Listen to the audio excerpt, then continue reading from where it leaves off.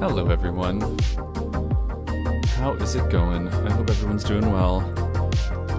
New game today. Just came out today. It's already got 2 hotfixes. I literally just updated because it was released an hour ago. It's called Esoteric Ebb. EBB as in ebb and flow, I believe. I'm not actually sure about that.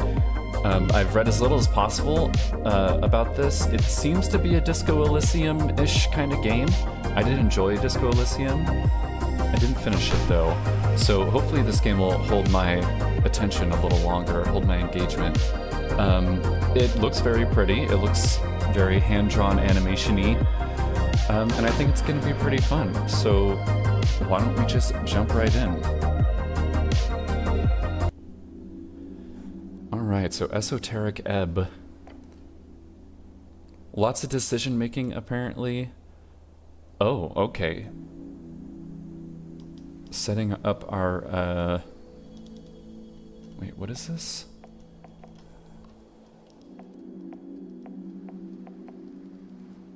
Proficiency. Probably a lot of reading, which, I'm okay with. Why is the proficient bubble checked on... Wait, return is down arrow? So I see there's like a bubble here. It doesn't... Okay, so controller support doesn't seem fully integrated. I'm pressing the button to try to add proficiency, but okay, so we're gonna just use the mouse and keyboard. That's fine. No problem.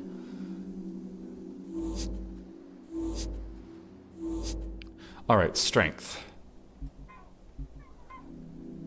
Lore. Okay, yes, there's lots of reading. Every shepherd knows the song, it bellows up the river. Earth lives in that sliver of land, so that's like Earth. So yeah, I guess you're gonna have like, it's almost like the special in Fallout, but then it's also like the internal monologue characters from Disco Elysium. Torna's Lament, folk prayer. Strength measures your natural bodily prowess alongside testosterone-fueled mindset. As a man, it's only proper for you to hone your figure and its capabilities, but why? Become a zealot, regain your honor, settle on your divine mission. Higher strength allows you to equip extra items, be violent and or manly, useful in encounters, okay? Religious fervor? Religious fervor. Is that like a pun or is that a typo? Aesthetic nationalism. Increased manhood. Okay, interesting. Constitution is set to 8 already. Let's read dexterity. It's imperative to simply explain to those people they have the right to choose. Belief in oneself is just. Wealth is built from within. Natural reactivity, balance, and poise, the haste with which you express a witty remark or notice a nervous glance.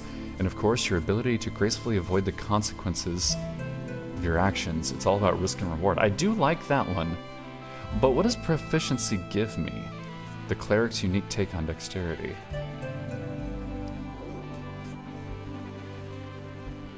Wonder what that means. With enough dexterity, you can steal anything. I do like stealing. Pick locks and sneak and dodge traps and roll initiative and react quickly. That sounds really good too. As a dashing rogue. Okay, that's a pun. Become rich as a Republican revolutionary.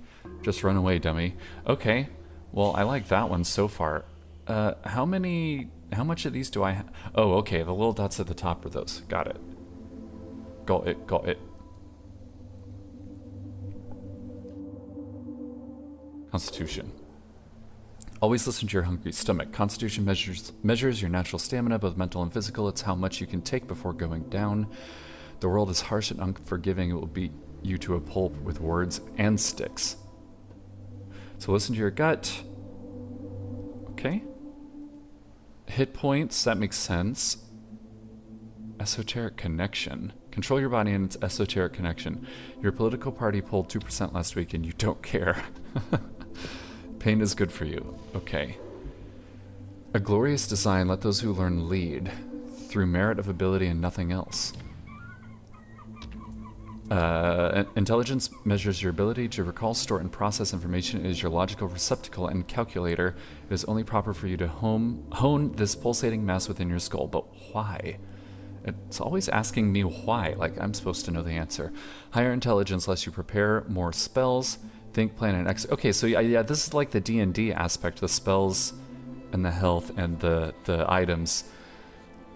Complete the magocratic return with a V. Vote for yourself. So political stuff too. That's interesting. Wisdom, the large crumble upon their heavy forms, the mystical falter at the crucial point, the small rise to the occasion. Wisdom measures your awareness, intuition, and ability to understand the world around you, to feel it. You may not know why, but meeting the gaze of another grants you an empathetic bond with her wants and fears, her dreams and hopes. You can read people, for good or bad, and pick up details others would pass by. Okay.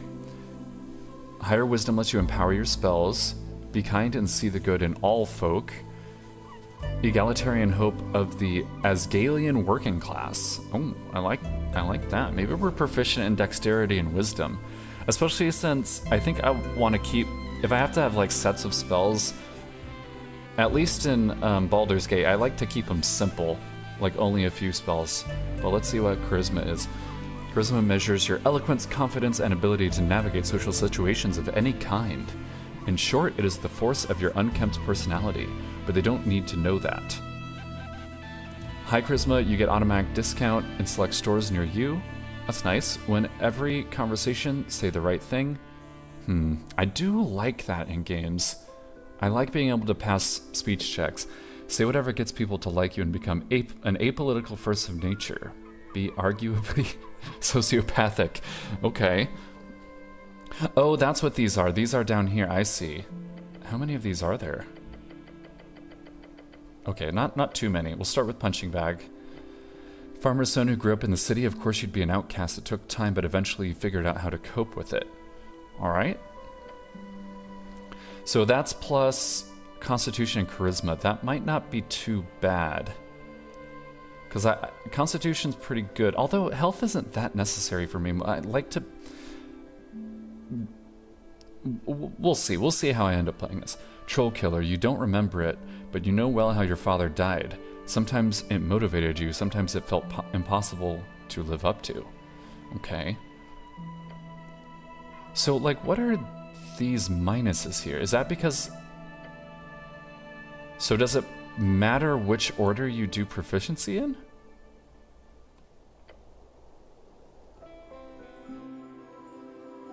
I think dexterity and wisdom makes the most sense for me right now. Kiosk Kid. Your mom wasn't around a lot, so to keep you out of trouble, she forced you to get a post-school job. You still despise the smell of newspapers. I worked for a newspaper out of college. Plus dexterity, plus charisma. Charisma might not be too bad to sink some points into. Lore enthusiast. Spending time alone in the city, you often ended up at the Darawian Library. The strange history of Yor's realm was a constant companion to you. More intelligence, a little bit of wisdom. Also doesn't seem too bad. I think I prefer Kiosk Kid. Crowd pleaser. Inevitably, you end up with the wrong crowd. You quickly picked up on the slang and radical terminology, doing anything to get real friends. Little weirdo, you were a novelty to them, the boy who would do or say anything for their attention, for their approval. After 2 or so years, you got quite good at it. As Asgalist activist. Your friends soon introduced you to the rebellious belly of Norvik.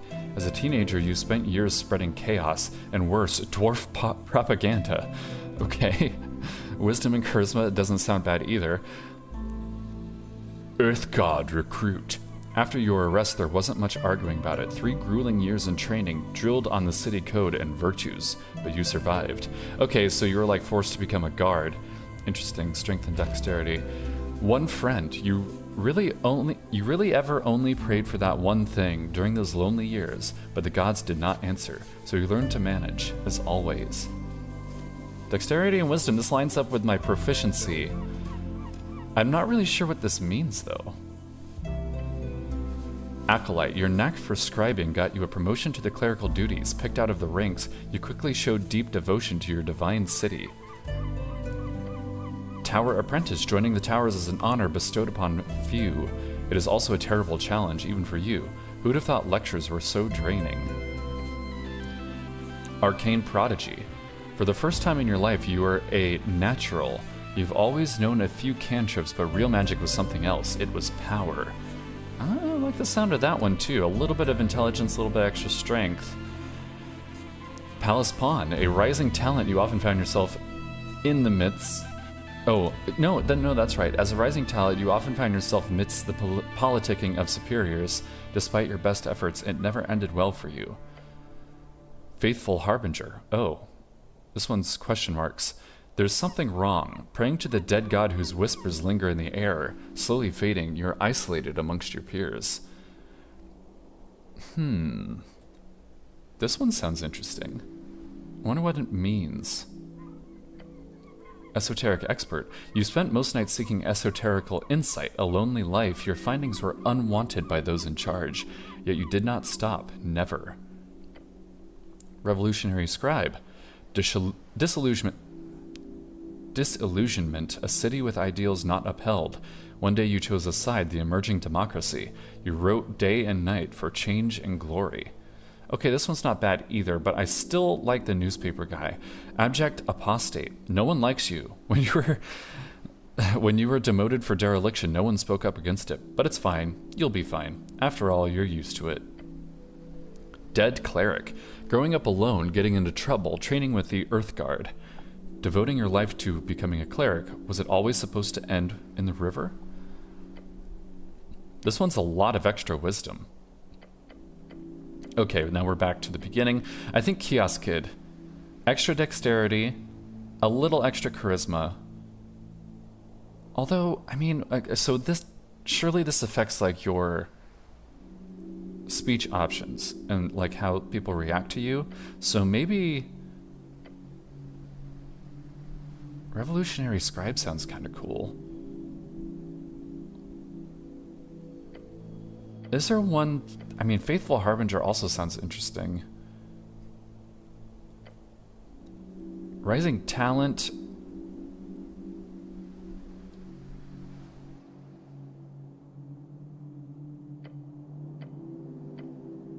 Let's see. I mean, Rebellious sounds kind of cool. Your friends, Rebellious Belly of Norvik. Dwarf propaganda. Do I want to be a dwarf propagandist? This one seems a little vanilla now that I've seen the other ones. Let's be the Revolutionary Scribe. That sounds cool. Oh, let's look at pre-built. Trickster Cleric. Don't keep your fingers to yourself. Dexterity and charisma, or, well, I'm looking more for wisdom. I guess there isn't one that's like that. Okay, so we won't do pre-built then. We'll sink a bunch into dexterity, a bunch into wisdom, but not too much. We do want to have some strength. Constitution would also be nice. And we'll bump up charisma a little bit too. And we gotta put some into intelligence. Okay, maybe one fewer in dexterity. So I'm gonna be kind of a weakling, or at least not very constitutional.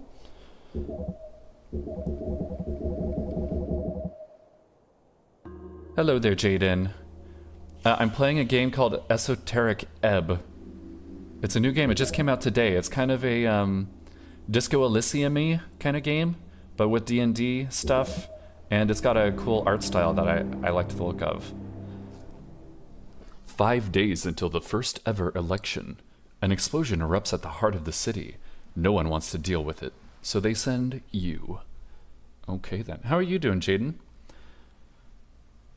A frail cleric slowly coming apart, yet quick and nimble, ready to get the job done. Complete your quest in any order. Okay. Don't be afraid to make interesting choices. I love making interesting choices, and remember to get a ton of loot. You got it, game. The campaign will take you from level 1 to 6. We'll play for about 5 to 8 sessions.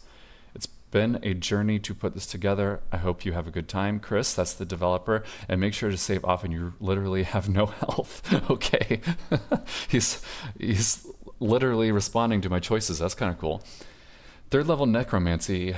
Okay, you grant the semblance of life and intelligence to a corpse of your choice within range, allowing it to answer. So this is like the spell I start with, or is just telling me about a spell?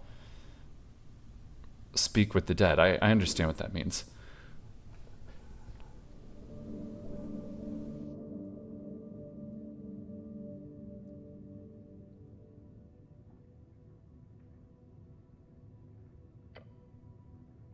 Truth and nothing else, a voice declares. What is your name? Ragan. Your name is Ragan. Okay. Success Ragan, is that it? Okay, so it's not voiced like Disco Elysium is, but I guess that's what I'm here for. Ragan, is that it? I don't think you're called that very often. No, you are not. Which is quite embarrassing when you think about it. Ragan, I mean, that's a fine name. I don't mind that. Correct. You answer. Another question from the darkness. What is your occupation? What is an occupation in this context? Work, getting paid for labor. This is for sure about your job. You know, the job. Success, your class. Okay. All right. My class. Look around. It's more than darkness. It's nothing all around you. What class am I? Upper class. Okay, I failed. You're a high-class scoundrel, the best of the best. You're and awful at everything. Oh no, I'm a sneaky little rogue. A dashing one at that. It takes a while before the next question is posed. What is your current goal? Goal? It would be nice to get out of this dark pit for one. We need to find out who blew up the tea shop. The Goblin Chieftain, she needs you. Okay. A tea shop exploded?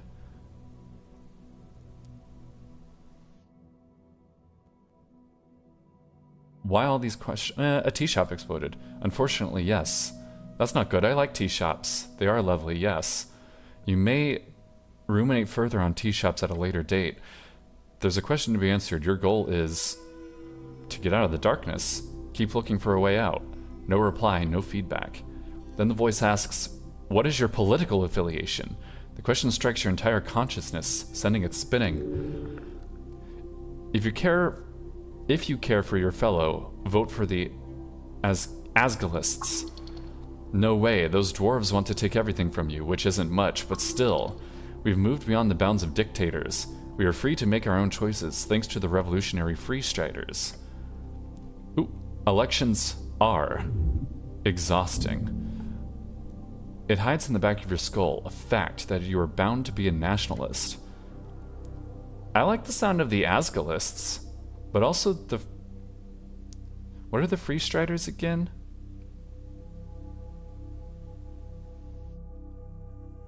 They overthrew some dictators, so that's nice. But it also sounds like that's the current power. I want to fight the power. I'll be an Asgalist. Life is a struggle to alleviate oppression. The exiles know this well. You have supported them in the past. Time to do so again. The voice is fading. This is the end. The final question. How did you die? Same way you lived. Unable to step out of the uniform. Not for 1 second. Now's your chance. Break free. I'm not dead.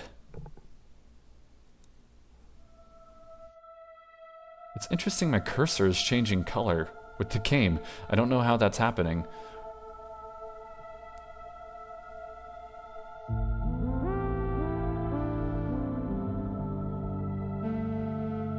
Nice little art style there with the sort of mix of 3D and hand-drawn. Gotta like that. Jaden, you getting your Beat Saber stuff figured out?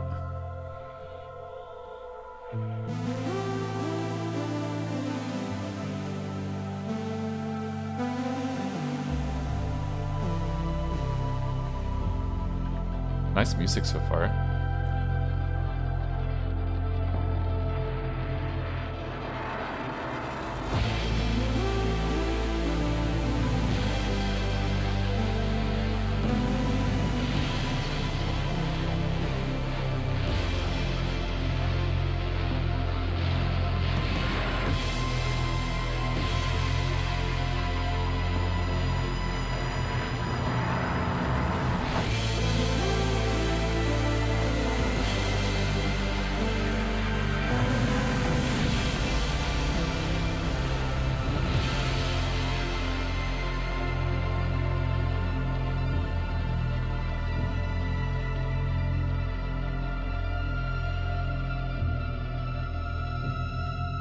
There's that sword from that one class.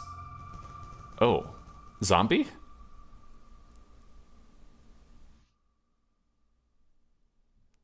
Okay, so weird. How did I end up here?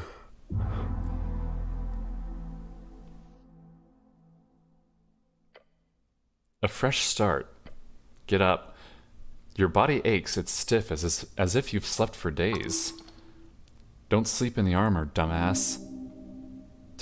When I was playing KCD2 Kingdom Come Deliverance 2, I was thinking that. I was like, shouldn't I get a penalty for sleeping in all this bulky, sharp armor? It can't be comfortable. Maybe there was a penalty and I never noticed. Check your stuff. What stuff? Your hands dart around your pouch and uniform. Panic. Sweat. No spellbook, no mace. Face it, you've been robbed. Your legs shake. Tears begin to form. Deep breaths. Your belongings are surely here somewhere. Look around you. A circular stone chamber. A storage for apples and corpses. Strange to put those things together. This pile of apples... Is this Tolstad? Tolstad, a sprawling island fortress and one of the 5 districts in the city. It sits in the middle of River Torna, home of Yor's Pillar, a sprawling tunnel network and water lane, the greatest trade hub in Ascanii. Ascanii? You're on Tolstad right now. Cool. River Torna. River Torna, the second longest documented river along the coast. I'm just going to go into the whole encyclopedia here, splitting the band of Ascanii in half. The coast, also known as Yor's Realm, it's a strip of land divided into 8 bands. The further inland you go, the closer you get to the infinite wastes. It is theorized to be a ring or half-sphere due to the bend of the horizon. Okay. Band, an esoteric divide, splits the circular coast of Yor into 8 geographic areas commonly known as bands. Each band has unique esoteric and natural traits and stretches from the coast to the infinite wastes. Esoteric, the magic of Yor and his strings. The coast is infused with it. Okay, so esoteric is like the weave in Dungeons and Dragons. Yor, the name of your realm, also the name of the legendary wizard who created it. He died during the closing at the end of the Gate era. Wizard, a Burke-learned arcane spellcaster, typically plays Yor's strings by memorizing and executing esoteric rituals and chants. Arcane, one of the... Okay, alright, I'm not going to go into the encyclopedia anymore. I see. Apples and corpses. Get the fuck out of here. Now. Wait, what's this about? A quest. I got a hit point? Okay. Oh yes, a quest. You're on a quest to save the city. Earth be blessed. Save the city. Yes, save it from the jaws of democracy. Oh god. Democracy, said to originate from early arcane-era civilizations in Old Dimenor, it is the rule of the majority. Those with suffrage may vote to enable their preferred government, a truly messy and ineffective process. Tell me about it. Do I remember everything? Yes, everything is off, but your memory is intact. Your quest was given yesterday, remember? The tea shop. The tea shop? Yep, the tea shop that blew up. Just a job. Ah, so I've done this before. Well, maybe not this particular type of job. Your previous experience lies more in some basic Earthguard militia service as well as a few years at the towers. Rogue sorcery was not your main subject, but yes, you've read a lot about these types of fiery events. They are not too common these days. However, this incident does not appear overly complex. Okay. So to be clear, I need to figure out who blew up some random tea shop. Move on. More or less. Yeah, let's get started. Yes, let's finish this job. Damn right, you'll do great. Now get going. Alright, but first You feel dizzy. Oh no! The fuck? The weight of the Earthguard uniform, a dull pain takes hold. Your body aches, its contents rotting. You must consume an apple now. You really have to get yourself another job, seriously. Once we've joined the free cities, you should consider leveraging your skills. Become a freelancer, or one of those well-paid corporate agents. You've already tried your hand at propaganda, and that didn't work out, so... If your stats are high or low enough, chimes will appear in your mind. Okay. They will suggest, inform, and offer unique paths. Trust them at your own risk. Rub your temples. As you do, your fingers touch upon cold steel. It's covering your entire head. Colloquially known as a helmet. Okay, thank you. Alrighty then. let's grab that apple.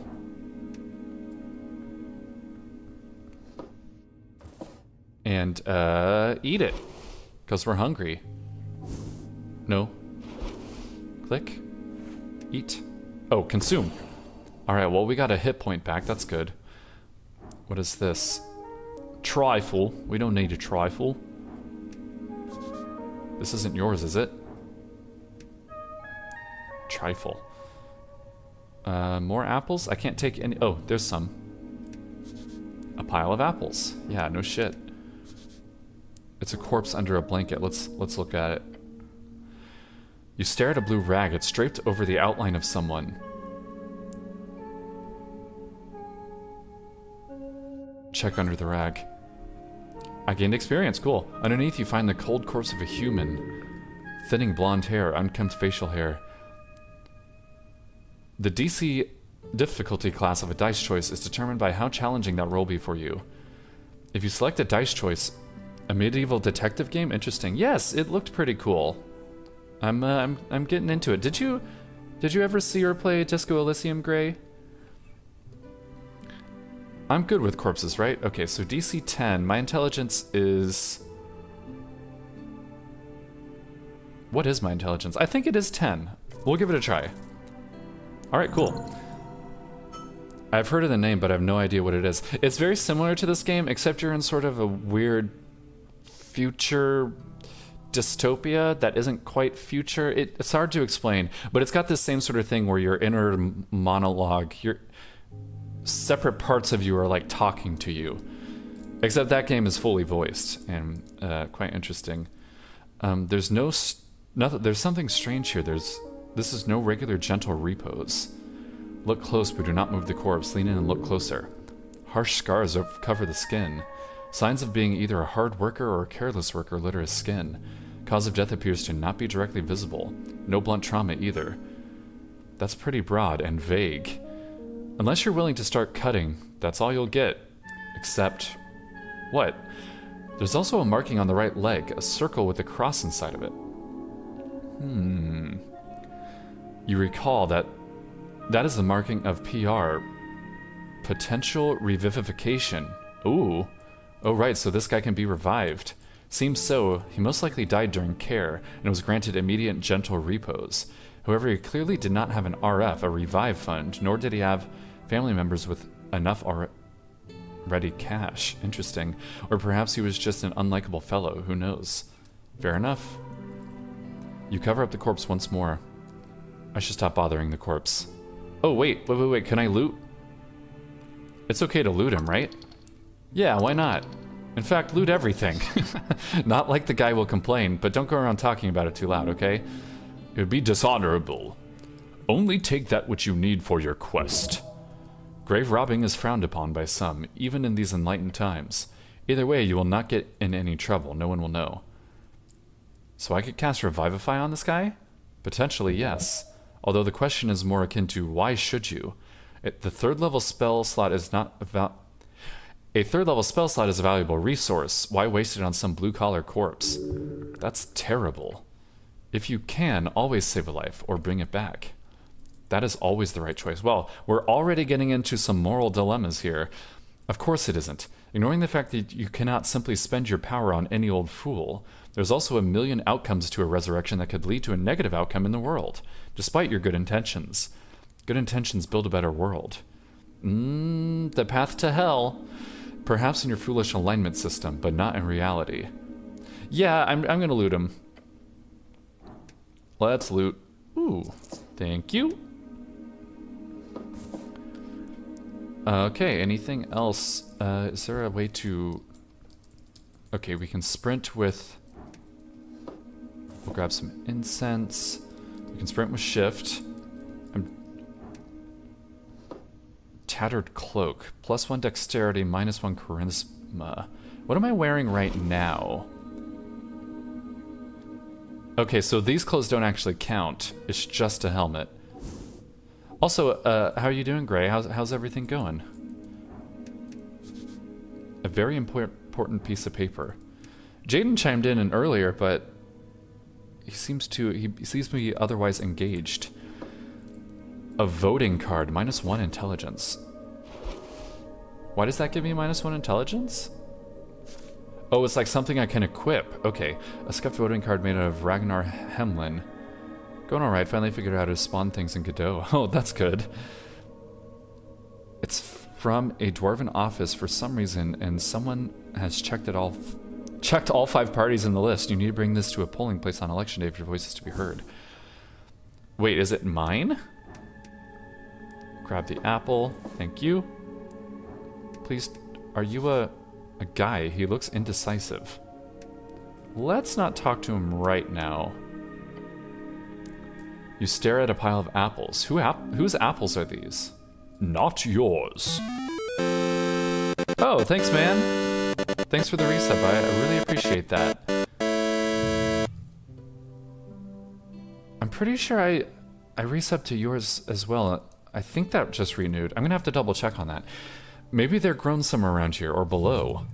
From the ground or from trees. Should these be stored alongside corpses? No, it's a health hazard. Of course not, it's nasty. Could I eat my way through this pile of apples? You can certainly try.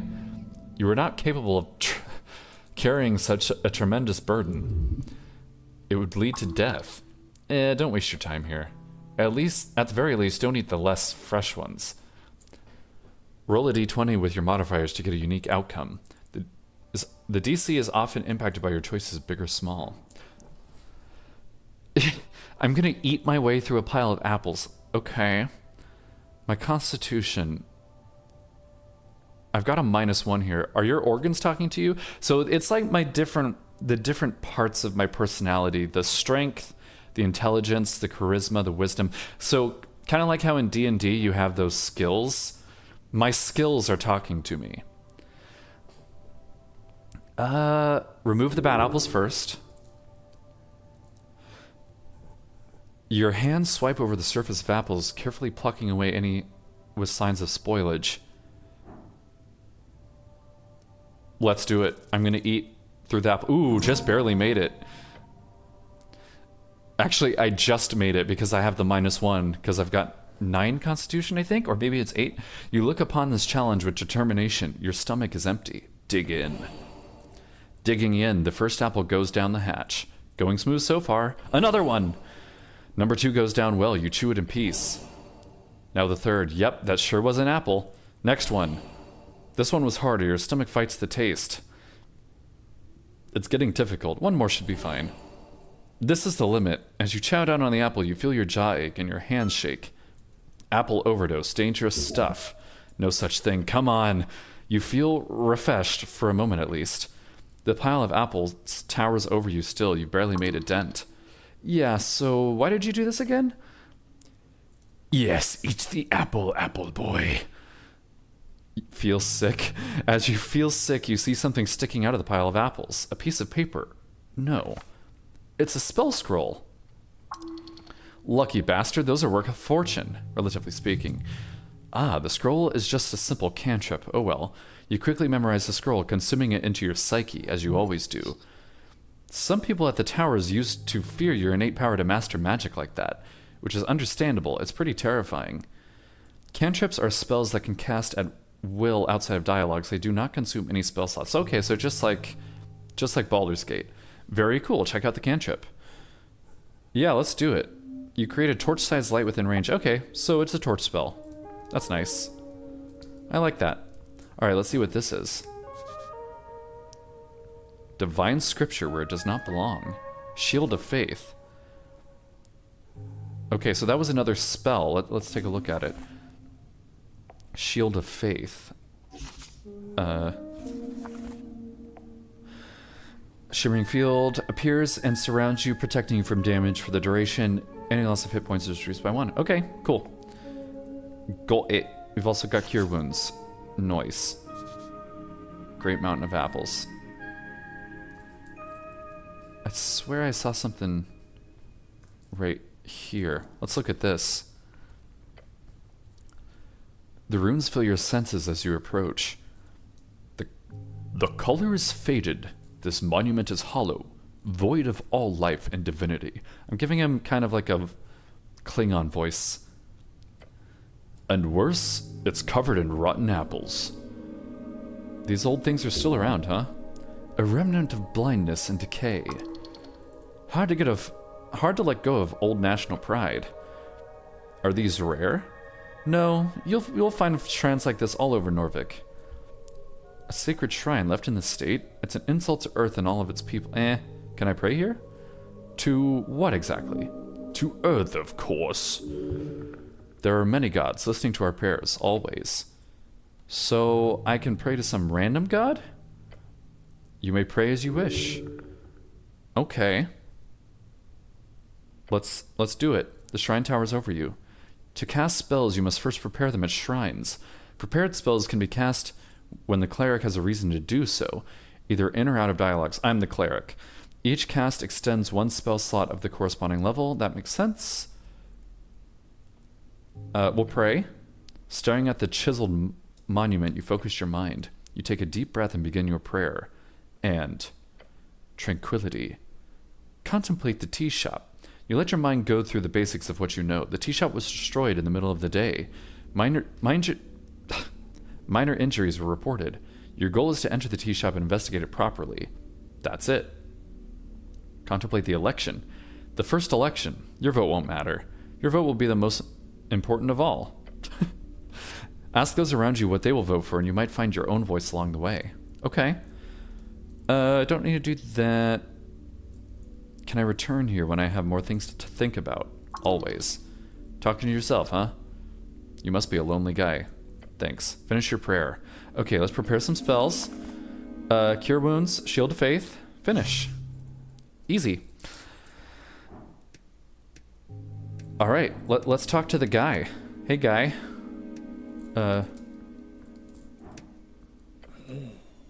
Oh, it is a zombie. You approach a shambling man by the apple pile. He does not acknowledge your presence. Greetings, citizen. Glancing under his hood, you catch a blank expression spread upon a dried face. This is a dead guy. Damn. Try not to get bit. Poke him? The man does not appear to react in any way to being poked. Wait, is this a zombie? Should I defeat this zombie? Yes, it is only just. Undead are not allowed in Norvik. I've found this voting card over there. Is this yours? The zombie does not even grunt in your direction. He just keeps working slowly. You grip the voting card firmly in your gloved hand.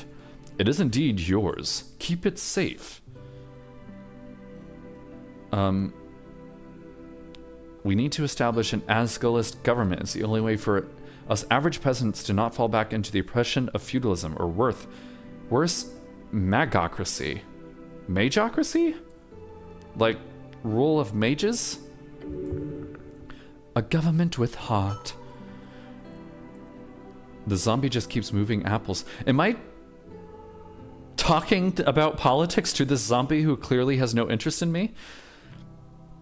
A true working class revolution is clearly needed. Cooperative ownership of the guilds is the first step. Just like Earth established with Norvikian collectivized agriculture. The social democratic model of the dwarves is ingenious, just balanced enough to work with our human dwarven majority populace.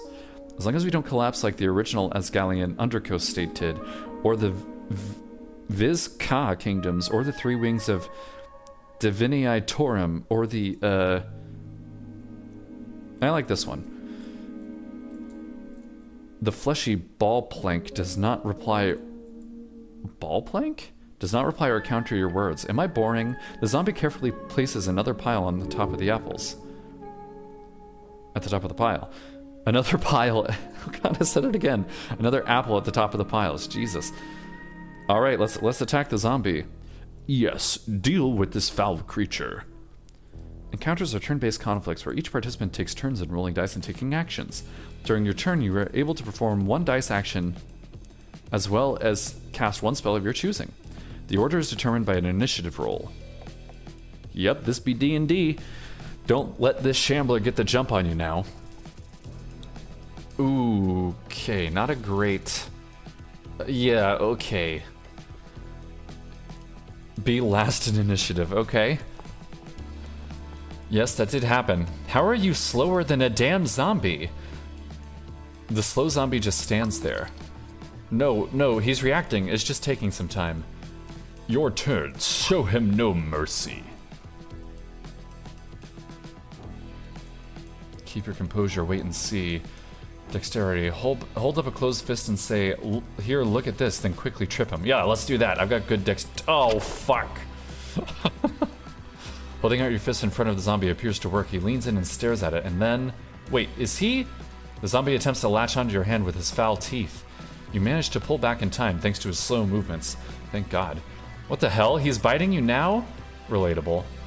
The zombie is hostile. Well, no shit. His neck snaps around, the withered face now facing yours. The zombie bites down on you hard. Oh shit. It hurts, even through the armor. Okay, this zombie is off the hook. You didn't really do anything to piss him off, did you? This undead abomination must be apprehended before he causes damage to innocents. Does that include you? You should probably try to de-escalate, just a tip. Switch gears and try to manipulate him. He's a zombie. Grab him, get him, his arm. Come on, why do I keep failing? The zombie easily throws you back in an almost convulsing flailing. How strong is this foul creature? This ends now. Again, the zombie snaps his mouth at you. Okay, at least he's not doing that much damage. This time he latches on hard. That's gonna be a bruise tomorrow. Why aren't you dodging? Your final chance, do not falter. You can still take control, pretend you're his master. Okay, we finally got something here. I think I gotta turn the game up. I think everything's a little low. Okay. Serve me, abomination! It stares at you, the erratic movement replaced with an ominous stillness. You've got its attention, now hit it again. With an order.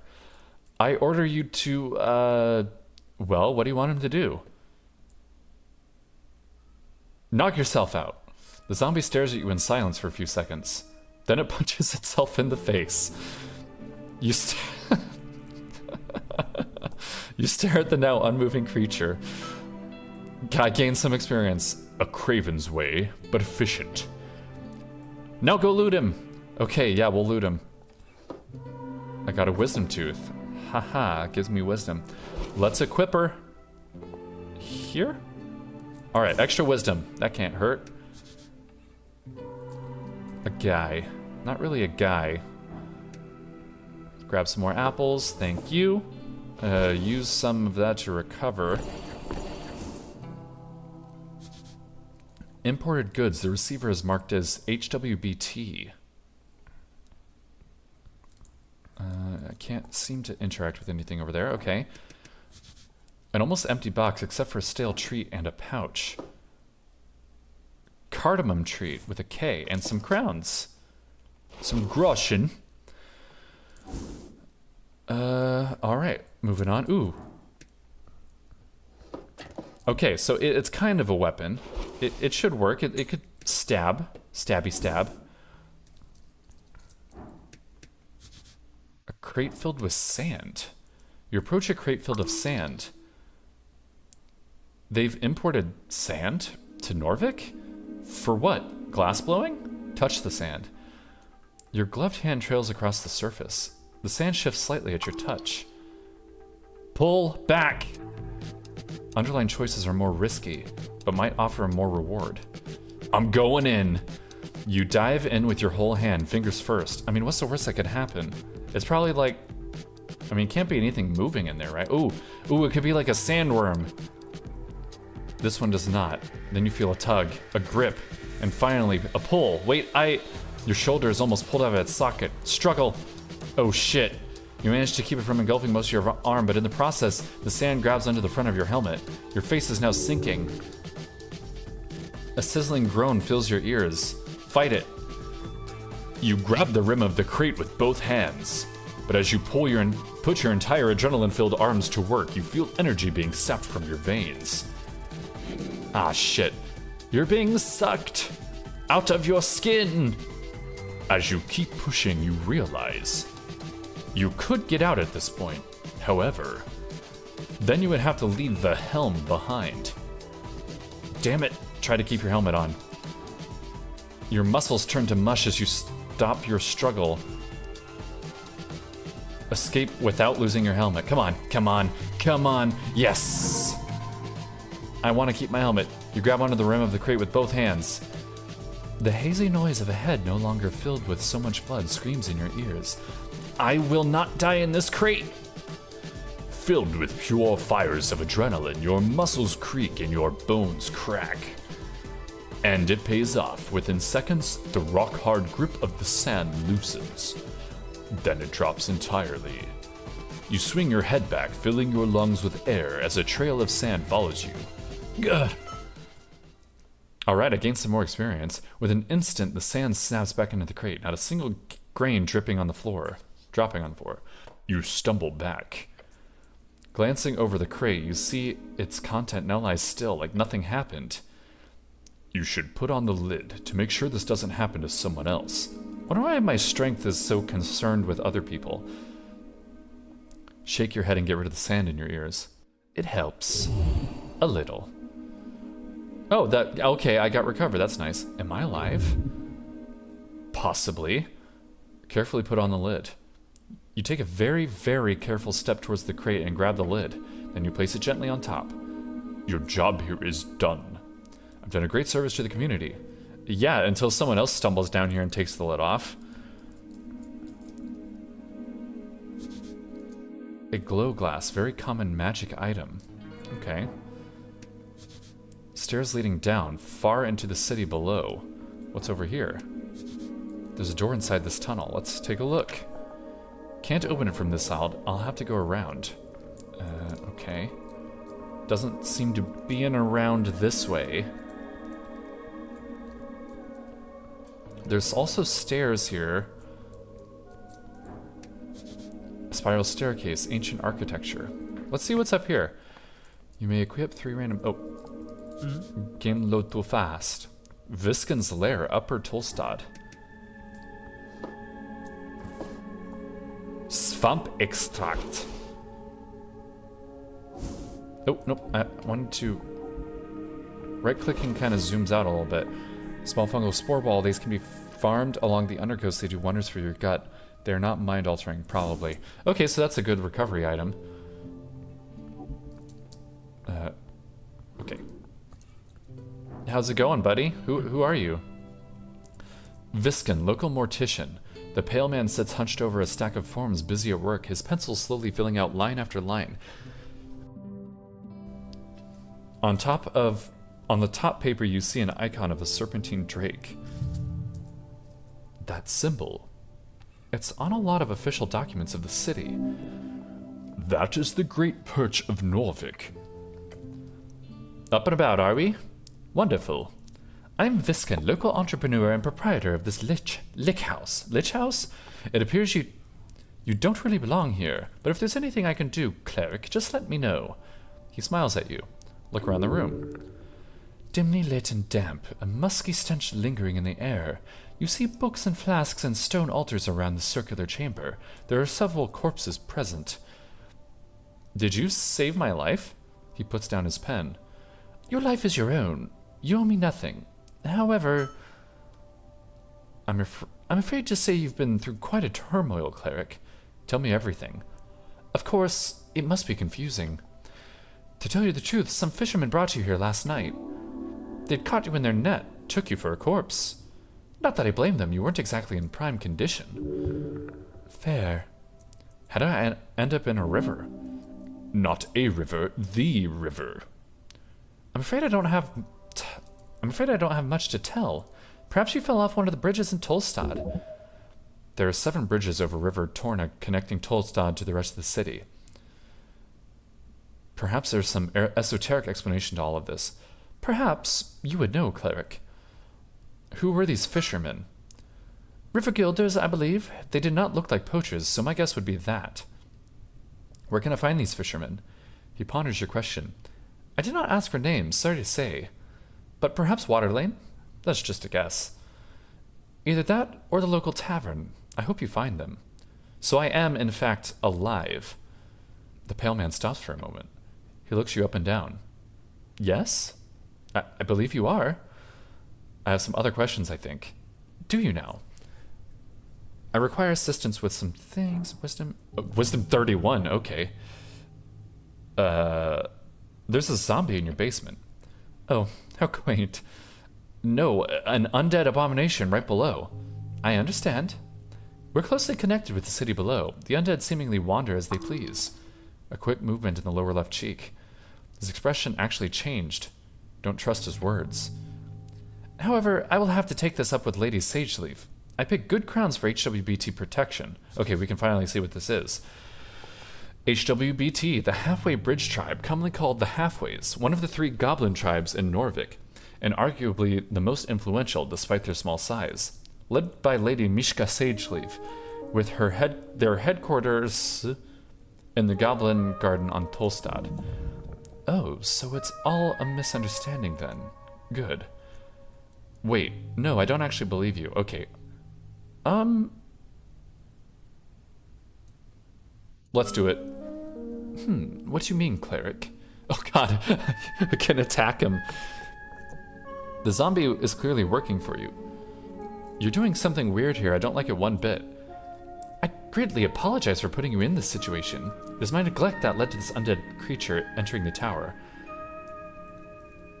I will make sure to tighten up security in the future. This isn't... Ost, we'll do a clean sweep of the basement this evening. Get ready. The kobold gives a screeched yell. Yes, master. I will also make sure to report this both to the HWBT and the militia. I'm trying to say you need to pay for... You're clearly doing something shady here, so... Of course, I'll be sure to ask for a thorough inspection by the PCG. What's the PCG? Pest Control Guild, okay. If there's anything unbecoming about my business here, it shall be uncovered and unveiled. Holy shit, he just keeps going. Thank you very much for your service, cleric. It's because of a great men like you that the city stands still. Still stands. A different meaning for sure. I'm sure a good word to your patriarch will assure a promotion of some kind as well, especially with this great work you're doing on the tea shop. This... Make him quiet. I can't. I'm not good enough. Resist his incredible oratory power. You know, I think we'll be able to come back to this. If not, I think it'll be okay. We'll think better of it. You know, maybe you're right. I'm probably just confused. It's very understandable, cleric. No need to apologize. I'm going to go now. Before you do, make sure to collect all your belongings. Gives you a quick inspection with his dead eyes. Too quick, like he's trying not to show his interest. Weird. Did I have any weapons on me? None, I'm afraid. They must be at the bottom of River Torna.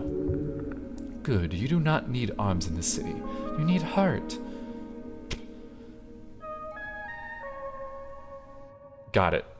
The pale man turns his face towards you and smiles. Unnatural. If only every government employee were as devoted as you, cleric. He gives you a stern expression. Good luck on your quest. Leave now. When exploring the city, you may move faster by running. To do so, either double click or hold shift with the left trigger. Okay, I'm gonna try controller now that we're out of the build menu. Maybe it's better in the main game. Time to go. I'm pretty sure it said left trigger, but it's clearly right trigger.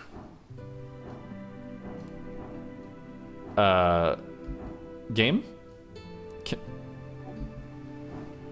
Oh, it's X. No, it's not X. Why? What is going on?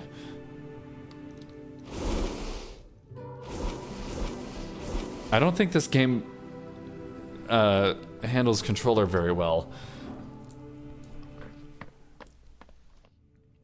That's alright. I'm perfectly fine with mouse and keyboard, especially in a game like this. Okay, so let's go down. Let's see what's down here.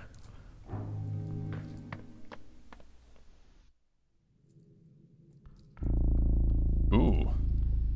Buzzy. Shroomies. Cool. Healing shrooms just Taking a step forward, you touch a thin cord. Ooh, it's a trap. Something soft latches itself around your ankle. A contraption is now in motion. There's no time. It's a trap! It's a trap! All I can do is try to avoid it. Ooh, yes! Thank you, dexterity. Oofta. You throw your body back, slithering out of the rope before it tightens. The instant you do, you watch the rope snap and twirl around the edge of the staircase, disappearing into the darkness below. Whoa. Close one. Sure was, but it's fine. You made it. Keep an eye out for more of these. Yeah, good idea. Let's do torchlight. Maybe that'll help reveal...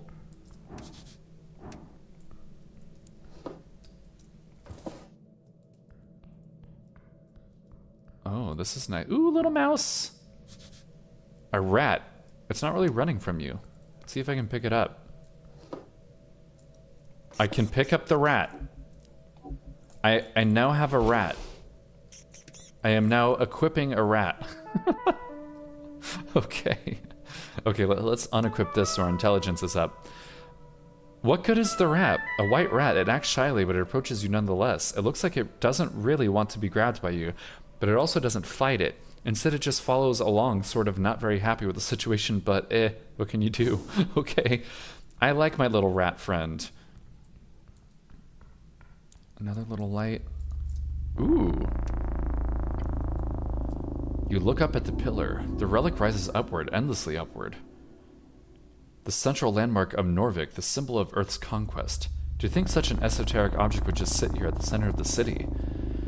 Not much else they can do with it. It's just a highly magical rock left over from the time before. Remaining until the end. So, what do I do with it? Nothing. It's just a rock to you. A tingly, esoteric rock. You can always attempt to focus on it. Get closer. As you do, you feel the air itself tingle. Power. He is speaking to you. Touch the pillar. Okay. You place the hand upon the cold surface. Your body quakes, standing in awe of this ancient object. How many battles do you think it has seen? How many deaths? How many noble sacrifices given to one's god or king or people? The thoughts stir in you a deep sense of longing. Perhaps one day you will join in that sacred sensation. Perhaps right now. Okay. Nope. Not feeling it. I don't feel it, Mr. Krabs. Closing your eyes, you begin to focus, your mind placed squarely at its esoteric force. Your mind forms into an arrow, and you fire it forwards, but is repelled. Opening your eyes, your hand is no longer pressed against the cold surface of the pillar. You are instead holding it against your heart, shaking. This is wrong. Yes. Try again later. Whatever is whispering to you from beyond is more powerful than you imagined. Do I want to try again? Well, it'll give me infinite tries. Not now. Yeah, I'm gonna have to do it later. Alright. There might be a secret to that. Let's take a look at this. Shard of Yore.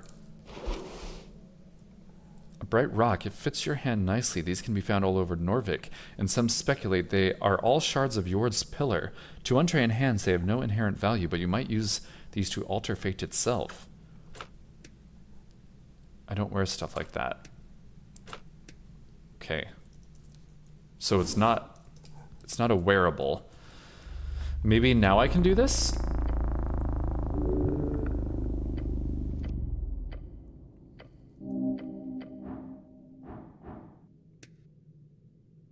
Oh.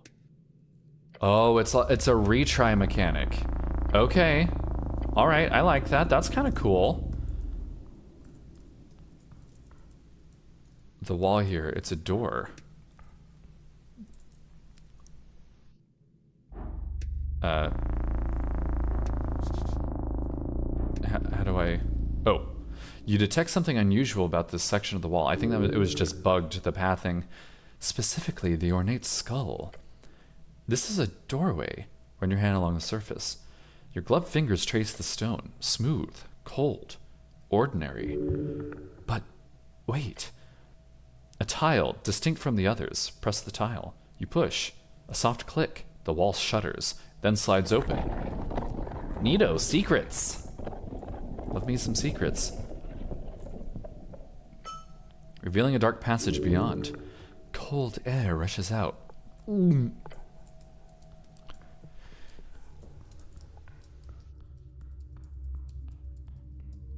Earth's first crypt. Ooh, fancy. Wow, this looks very Elder Scrolls-y.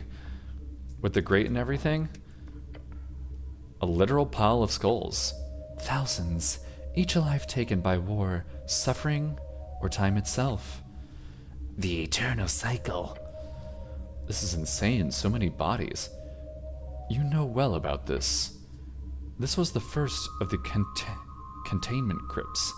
The first. Oh, this is Earth's first crypt. Built for himself, by himself. These bones belong to curse victims, those claimed by the Curseland's horrors. Destined to rise as undead hordes, Earth sent many expeditions to the east, each an attempt to reclaim the spirits, the literal bones, of those who were left behind.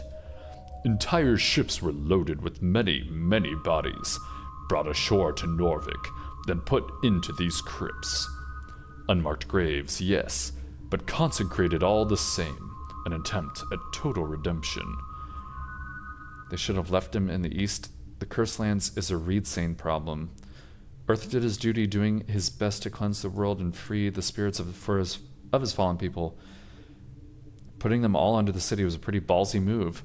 It was. And as you can see, it was a success. These bones do not move. They are not held in the crazed vitriol of negative, necromantic energy. They are at rest, even in this horrid state. Watch them carefully. They do not move. So these are all people who died in the Curselands? Yes. The greatest tragedy of your people. And this is how they ended up, simply due to the issue of numbers. There were too many bodies to give proper burial rites to each of them, even after burning the flesh. Since ocean or river burials are even more problematic due to the horror issue, this was the best option. Bow your head to the dead. Okay, cool. Yeah, this is kind of Nordic looking right here. Not much else to look at. Ooh, another rat! A black rat. Hello, other rat friend. It's probably not a good... Okay, it's not a good idea to add those to my slots. I wonder if I can collect the third one. And I wonder what I do with them. Man, this is already a labyrinth. Crazy. Ooh, uh-oh. A horrid noise in the dark. Moving, a mess of rusty iron and clattering bones. Moving towards you. It calls to you. Dexterity check. Oh, well, we're having a battle, and I rolled a 6. Okay. At least I go first. Incoming undead. It is set on killing you. No shit. You must defend yourself and smite this foul abomination. Too late to run away, but you've got to stay close or this thing will cut you to pieces. Stay loose. The bones are outside of the body. They must return. Okay. Oh my, these are all hard. Would hugging it help in any way? No! Okay, I just have to try to dodge. +5, yes. Yes. Good. Your feet, they dance. Side to side, your eyes focus on the skeleton's blade. You're ready for anything. Taking stilted steps towards you, the skeleton raises its sword hand.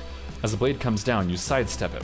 The skeleton flails around on the spot, clearly losing its focus after the miss. This might be your last chance. The skeleton is growing more and more frantic. You'll have to push it further. Fight! I have to try to dodge again. Oof, duh. Bad. You attempt to move with the attacks, but you just end up stepping on your feet, nearly falling over, but not quite. The skeleton gives off a deep hiss as it again strikes at you. Ooh, dead! Oh no. Okay, well, I checked a saving throw, so that's good. This time stabbing you right in the chest. The mail stops it from reaching your heart. Bones and irons stabilize in front of you, focusing on its only task. It hasn't been long, but now you realize the skeleton is getting its bearings. This will be the end. Your last chance. Take it or die by Earth's valor. No fucking way I can do this. Yeah. Your swing misses the skeleton completely as it jitters back in an unnatural fashion, as if it's animated by some foul punch-dodging force. More or less. The skeleton lines up a strike, you see it coming. As if time itself slows down, just for your final moment, you watch as the rusted blade perfectly strikes at your throat. Alright, well, I died. Get an instant death, okay. First death, well, cool. That's okay, there was a save point. There was a save point right before then.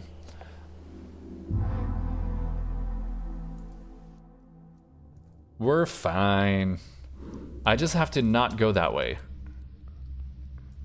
I need to be stronger. Let's see what's up here.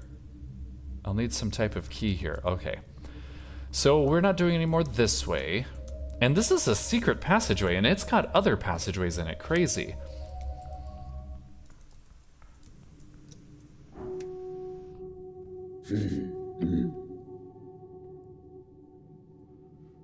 Some kind of cat creature?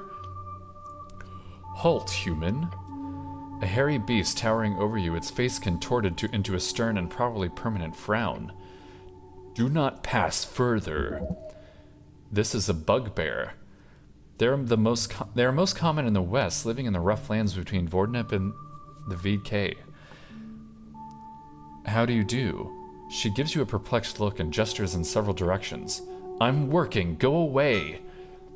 I, Moongor the Rigid, and the HWBT demands it. The bugbear places a hand on its weapon. A morning star, beware. Morning star, no, that's clearly just a spiked mace. I believe the term is flanged mace. She will not use it. Attempt to flirt. Can I ask some more personal questions? She glares at you. She is indeed disgusted with you. I will not entertain you with an answer. Now leave. Can I ask some quick questions? No. Okay, bye. Alright, so there's like some stuff happening down here. We will go back up and we gotta investigate the tea shop. I'm getting sidetracked here. I'm DJ gets sidetracked easily.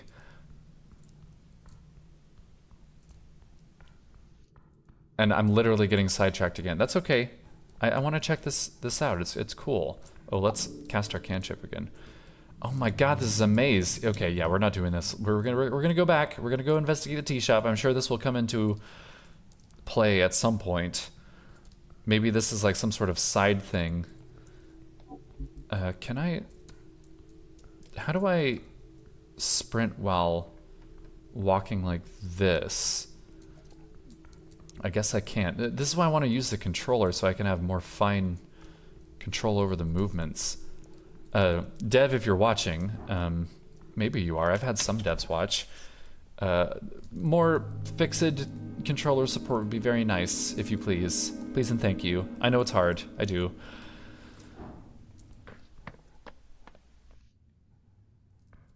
Okay. Let's see here. We got our shumis. Will he let me steal?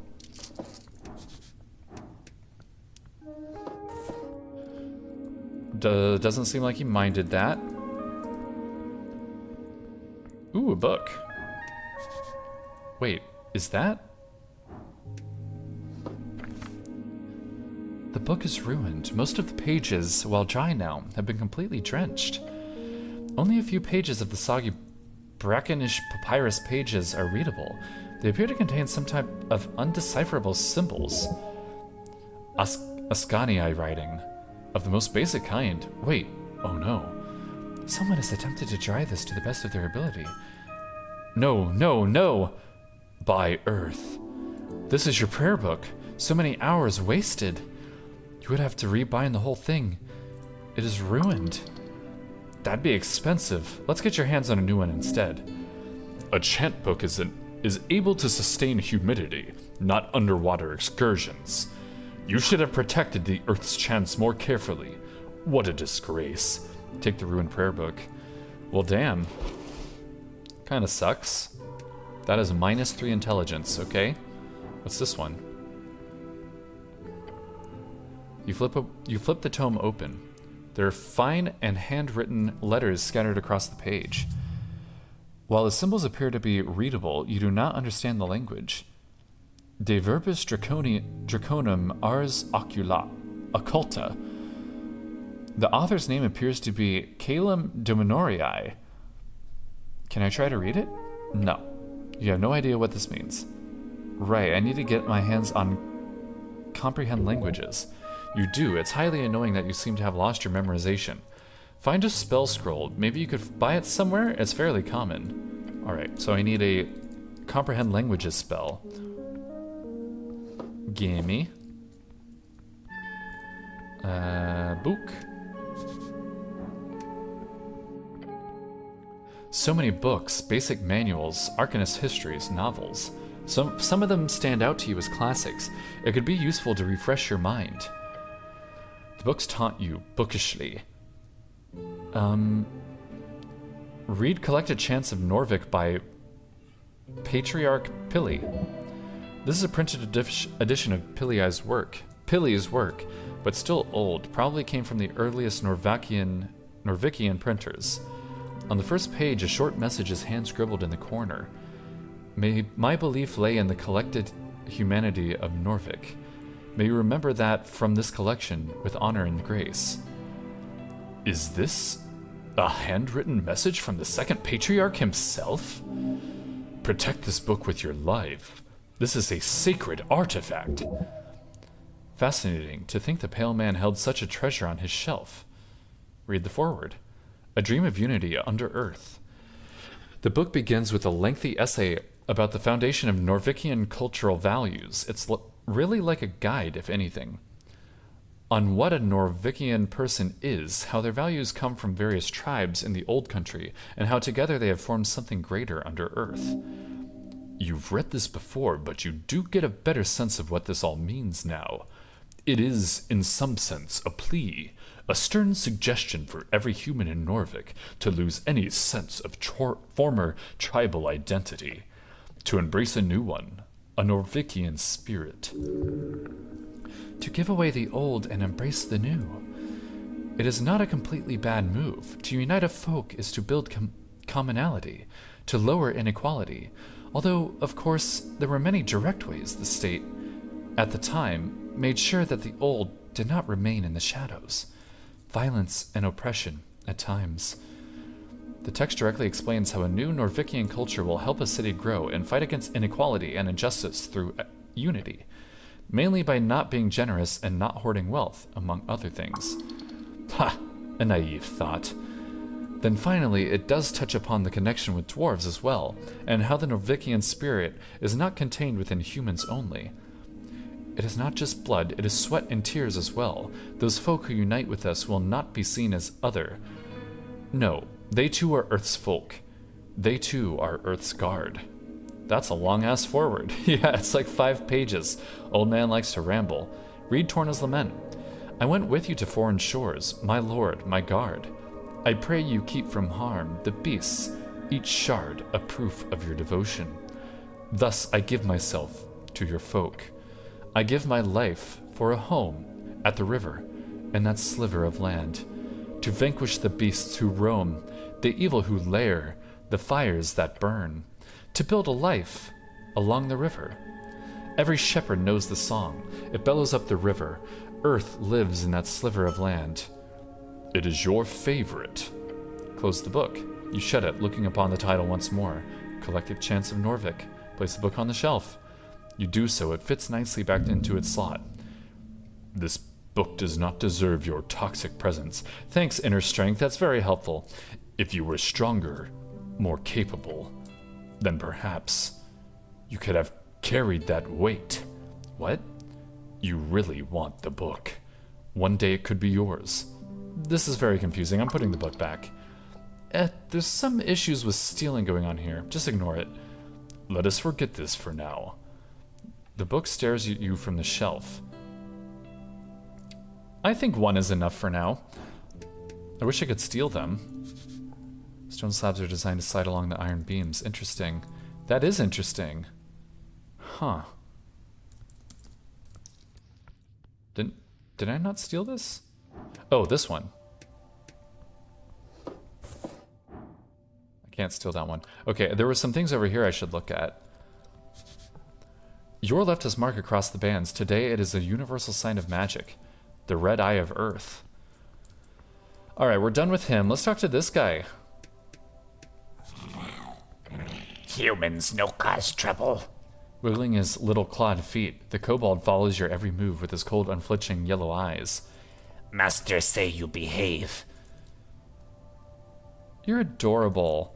The kobold glares at you. Complete and utter annihilation. The aura of a conqueror, a killer. Your soul shudders. Glare back.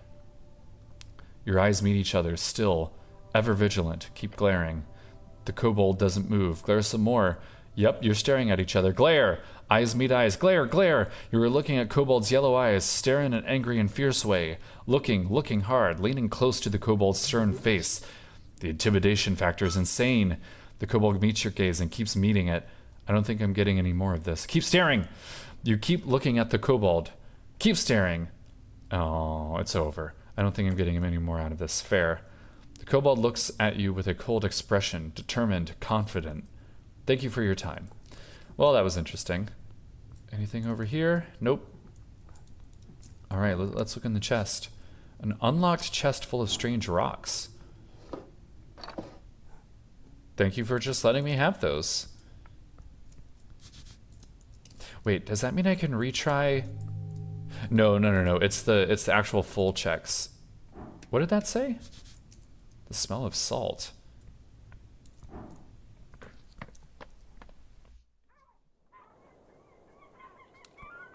All right, some dwarves.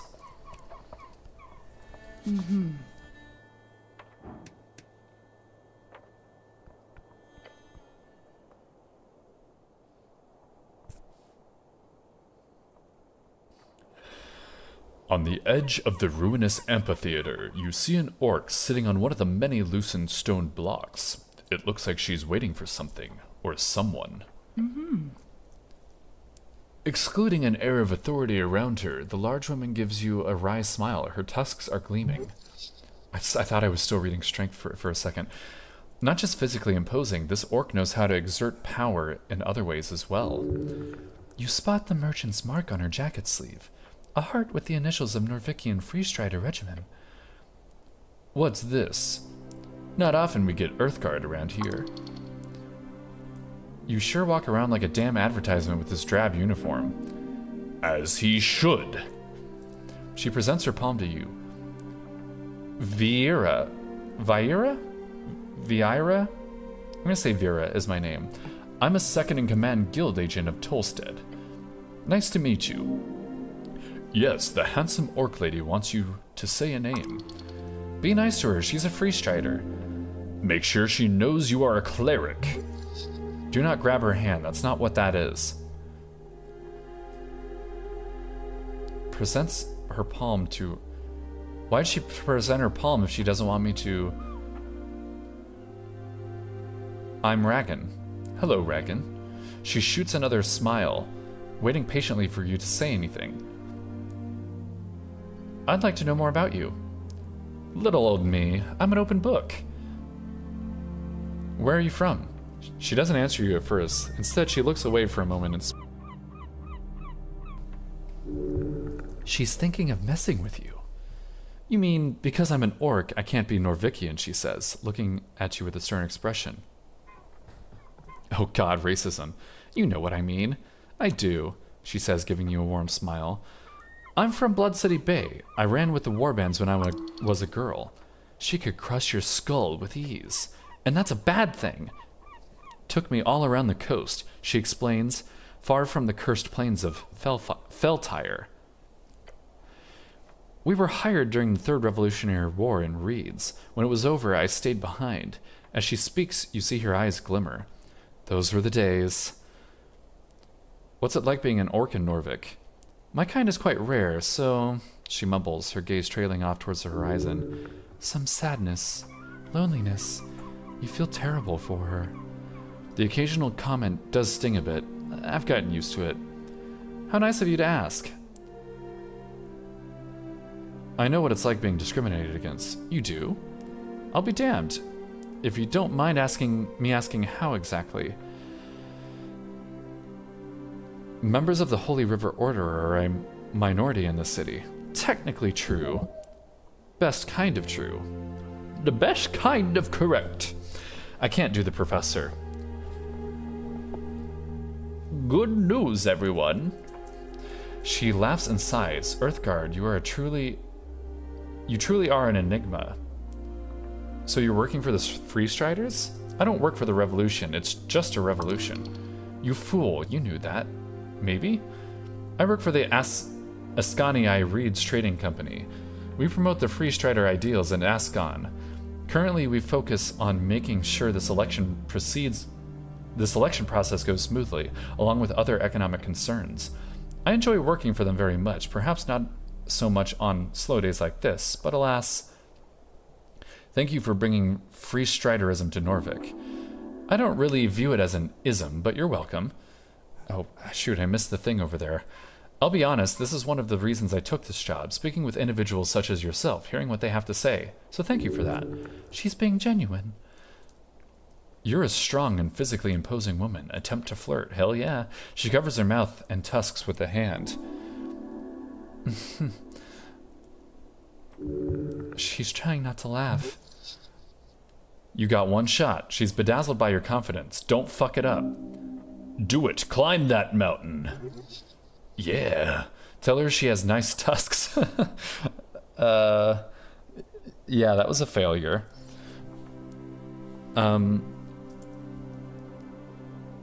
Bet you can carry me around like a straw doll. You bet your sweet ass few men get that privilege. She's desperately trying not to laugh.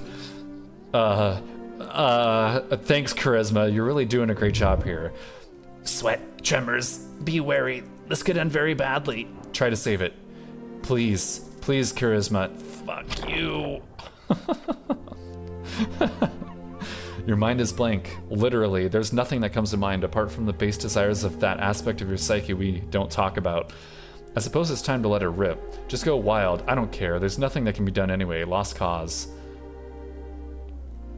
Do you want to wrestle with me? A member of the Holy Order of the River of Norvak?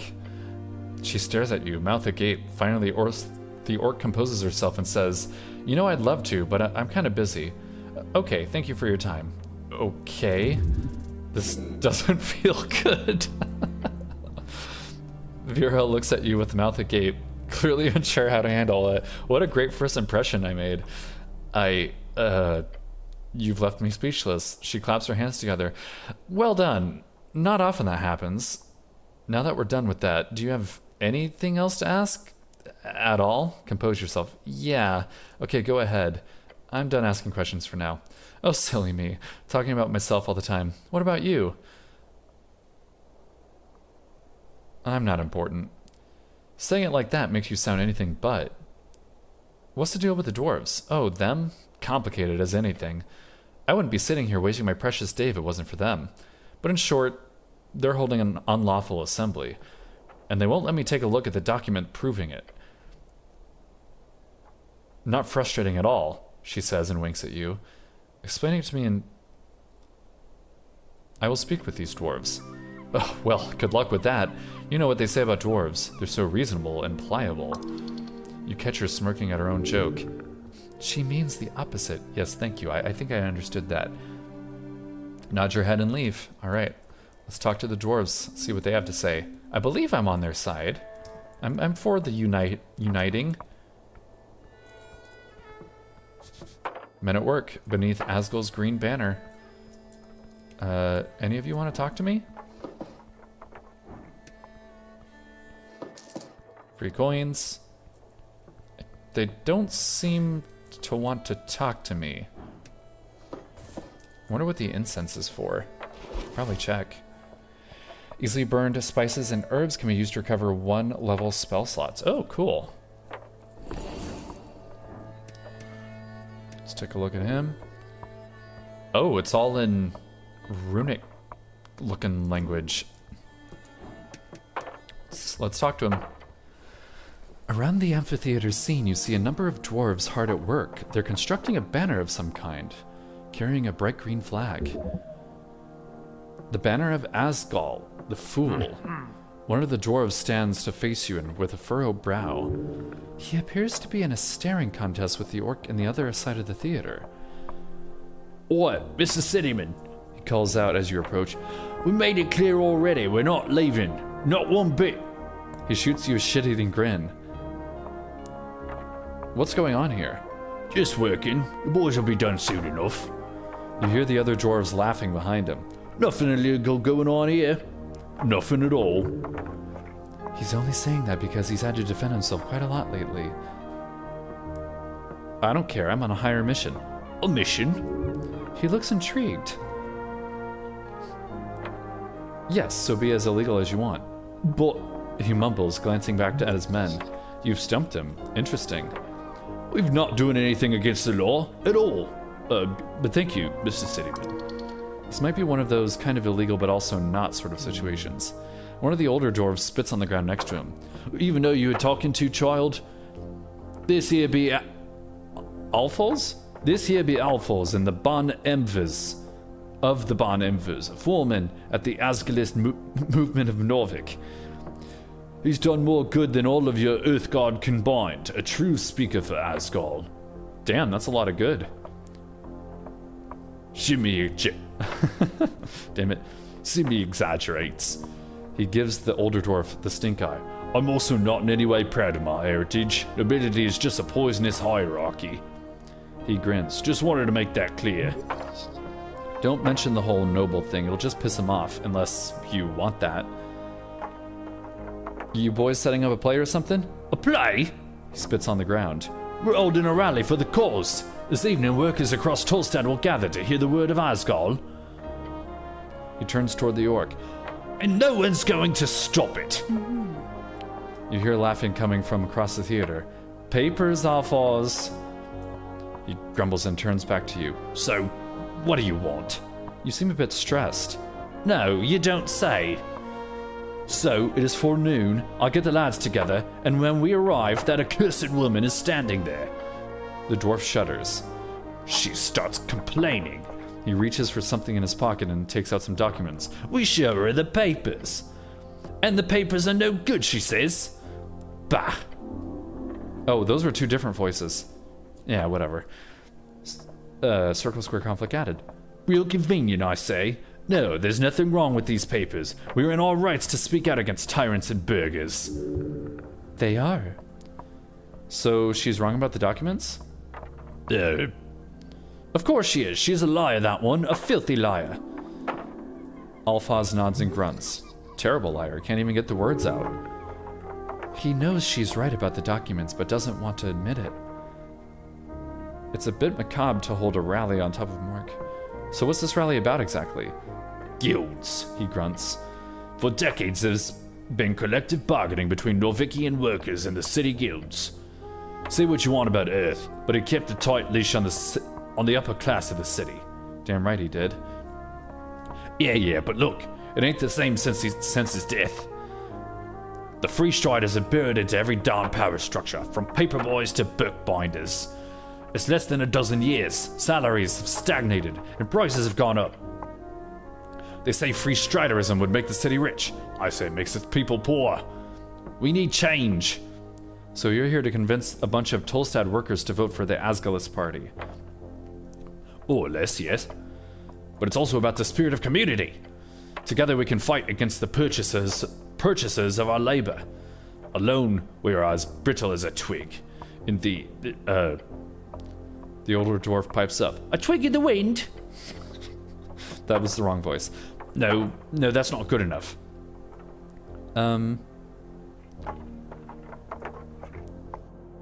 Like a twig in the fireplace. That's good. I like that. Anyway, the rally would be a bit... Anyway, the rally will be a success. We just need to get rid of that orc, so we can call out to all workers of this magnificent city.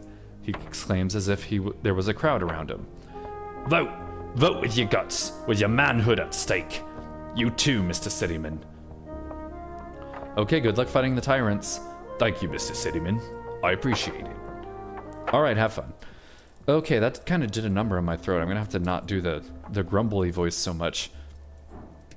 So maybe I can get her to leave? Although I don't really want to do that. The orc greets you with a bright smile. Hello again, cleric. About the dwarves. Yes, have they had enough of wasting my workday? I spoke with Alphas. Make a decision. Oh, did you now? The dwarves surely need to leave, but if you make them, the nice orc lady might pay you.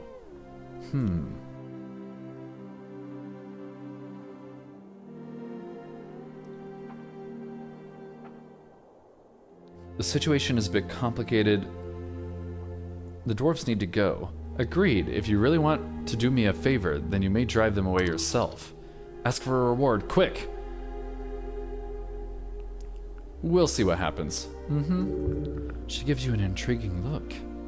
Intrigued look. Alright, let's see if I can get rid of him. I'm not really sure how. Let's talk again. Mr. Cityman, what do you want this time? About the rally. I spoke with Ancient Vera. Make a decision. Really now. Really now. And what did the brute say? The dwarf is pulsating with a surge of masculinity. This might be the start of a fight, if you're lucky. If you don't leave before sundown, you'll be fined and arrested. A pretty nobleman like you wouldn't want to get arrested now, would you? You see the anger in his glare. The rage. Are you trying to get him to punch you? Because he'll do it. If he dares strike a cleric, then he will surely feel the rage of this city. You're a hypocrite and a fraud, Alphas. Shut your filthy mouth! Alphas holds out a hand towards his men. They go silent as he opens his mouth to say, I'm warning you, cleric. Show this hippie bastard what money is worth. This is quite mean. You're attempting to hurt his ego. You'd be nothing without mommy and daddy. Cleric, he says, the word echoing across the theater. Don't you dare. His expression says bloodlust.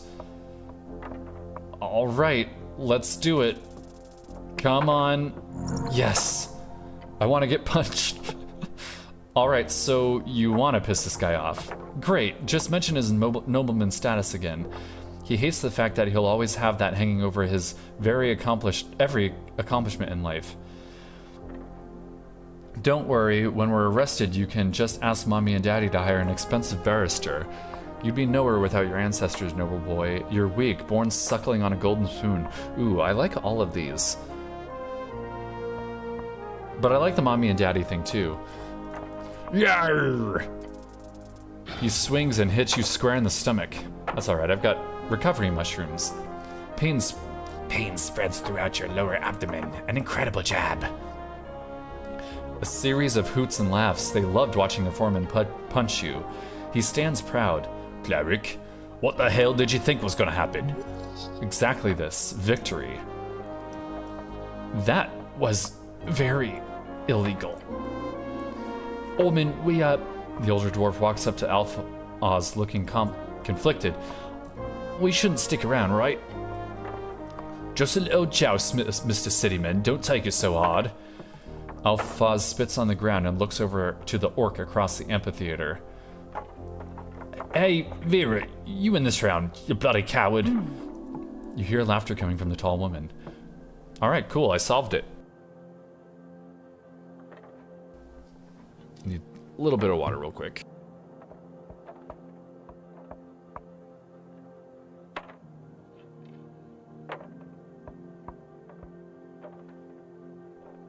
Alrighty. The dwarves start packing up their tools, begrudgingly following Alphaz's order as he calls them to head out. Before he leaves, Alphaz glares at you. You're no cleric. You're just a free-strider thug. If I see you again, you're done. He spits on the ground and leaves with his boys.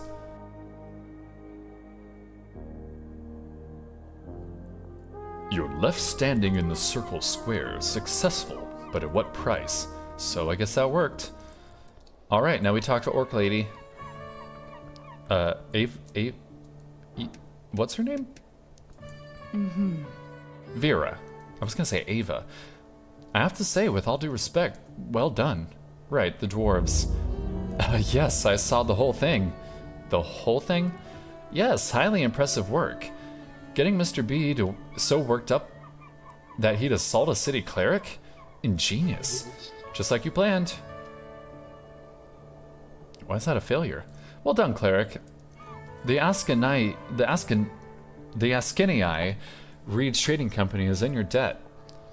All according to my machination, chuckle menacing. No, that's silly. It was the right thing to do. Indeed, cleric. As a token of my personal gratitude, she hands you a pouch of silver coins. Cool. Yes, jackpot. Thanks. She gives you a kind smile. May Earth smile upon you. And do visit our trading post down on Waterlane if you have some time. I would love to see you there. She would love to make use of you there for profit. You'll make great loads of coin working with this orc. I love you? Oh, do I say it? Should I say I love you?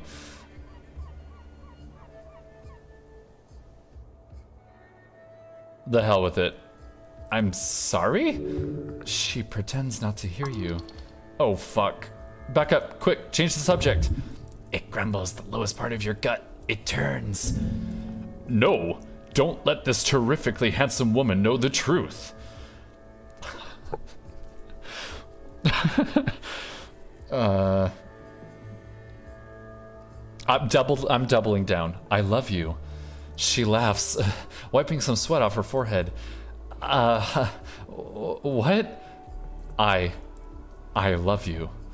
The large woman makes an awkward chuckle. Her eyes dart away from you.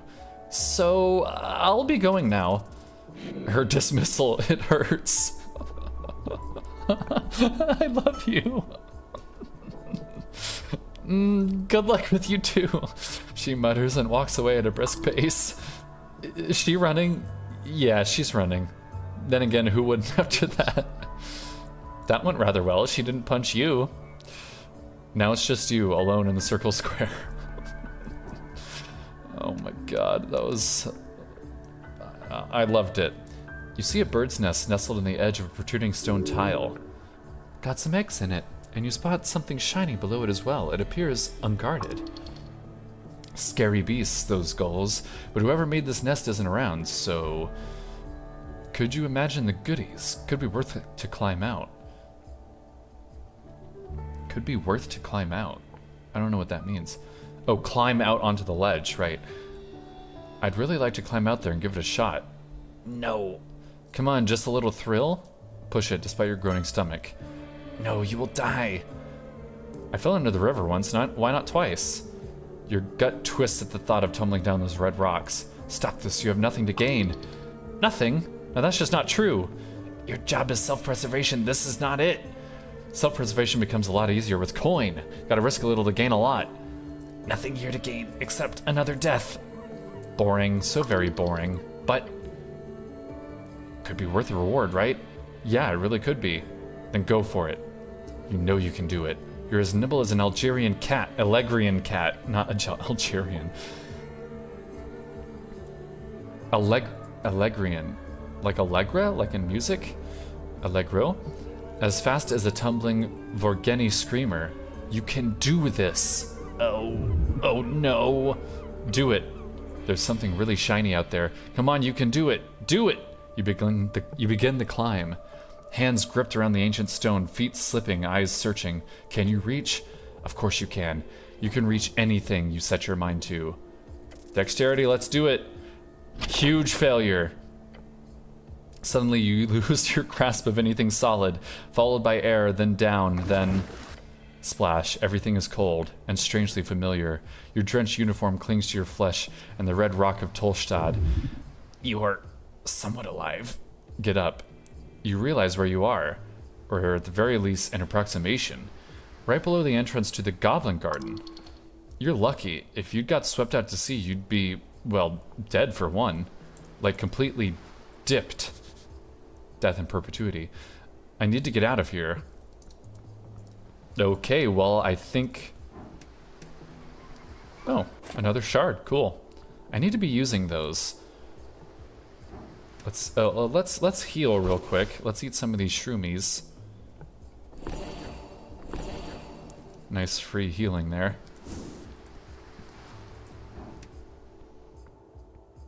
Oh, hang on. Maybe there's more over here? Yeah. More shards. Damn. Okay, yeah, that's as far as I can go. Only way up. Shit. Yes, you must. It's highly dangerous, but it seems to be the only way. If only you remembered how to cast Spider Climb. You see the silhouette of a goblin up on the ledge. Hey! You need help down there? Well, I'm gonna try. Natty fail. You attempt to get a grip. You attempt to get a grip, but your hands simply slip off the wet rock. This is not working. I'm gonna try again. Hell yeah, let's do it. Finally, a success. I feel like I've failed more than I've succeeded. Stealing yourself and your manly soul, you grip the wet rock. Place your feet higher up. One step at a time, you slowly pull yourself upwards. Focused, strengthened, with absolute confidence. Come on, reach. Just a bit more. With that final push, you make it. Okay, I'm gonna go back to my post and pretend you didn't just almost die, mister. The goblin walks away without acknowledging you further. That was close. Slippery rocks, huh? For once, those blurry muscles actually helped. Burly muscles actually helped. Success for once. The muscles are a representation of everything you stand for, including slippery wall climbing. Be proud. Let's talk to this guy. I recognize this guy from the material on the store page. You find a goblin standing at the tip of Tolstad.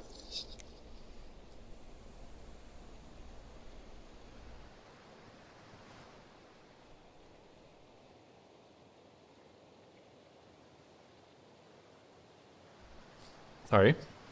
His clothes are fit for a Reedsian trader, and his haircut is fit for an Ascaniite nobleman. A superficial fellow. Behind him, a vast view of the mouth of River Torna. The goblin cares much about looks. You catch him immediately glancing at your outfit.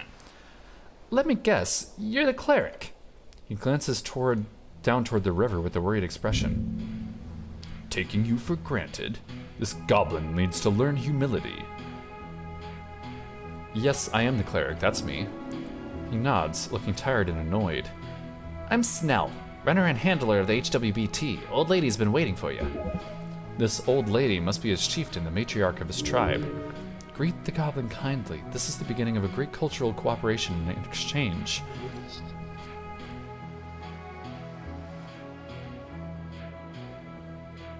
Right, time to mingle with the lesser cultures. Oh god. One of those goblin salutes would indeed be perfect here. Perform a traditional goblin salute. You raise your arms up into the air as one should when greeting an uncivilized tribal goblin. Oh god. He's being charmed, of course. Cleric, what are you doing? Oh god, I'm sorry. The goblin clears his throat. God, I'm just being awkward everywhere. The goblin looks around, clearly struggling to find the right words. Okay, right. Head under the garden throne, but He waves his claw towards you. You sure you want to meet the old lady looking like this? You really got all messed up from playing around down those cliffs. You've been floating around in the banks of the river. Your uniform shows it. He's making a playful jab. Don't worry about it. The gall. You should teach him a lesson.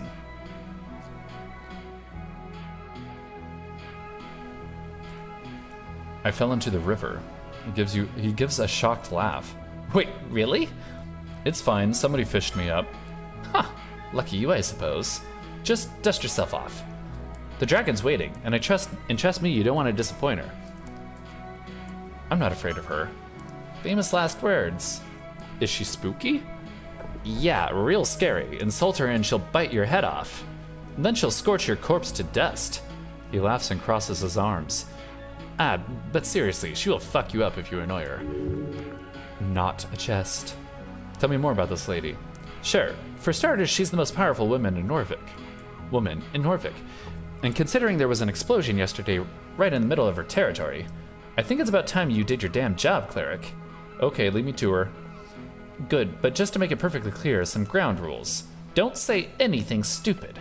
Don't climb the trees. Stay away from the edges, and, He grins, showing off his polished fangs. Enjoy the garden, cleric. The goblin scurries down the stairs. He seems to be in a hurry. This dragon sounds dangerous. Keep track of her fangs. You look out over the river. The cold Ascanii wind seeps through the cracks of your helmet. Earth be blessed. He is always with you. Follow him down the stairs. Or I'll check some other stuff out. Nature seeps through the cracks. Another goblin lady.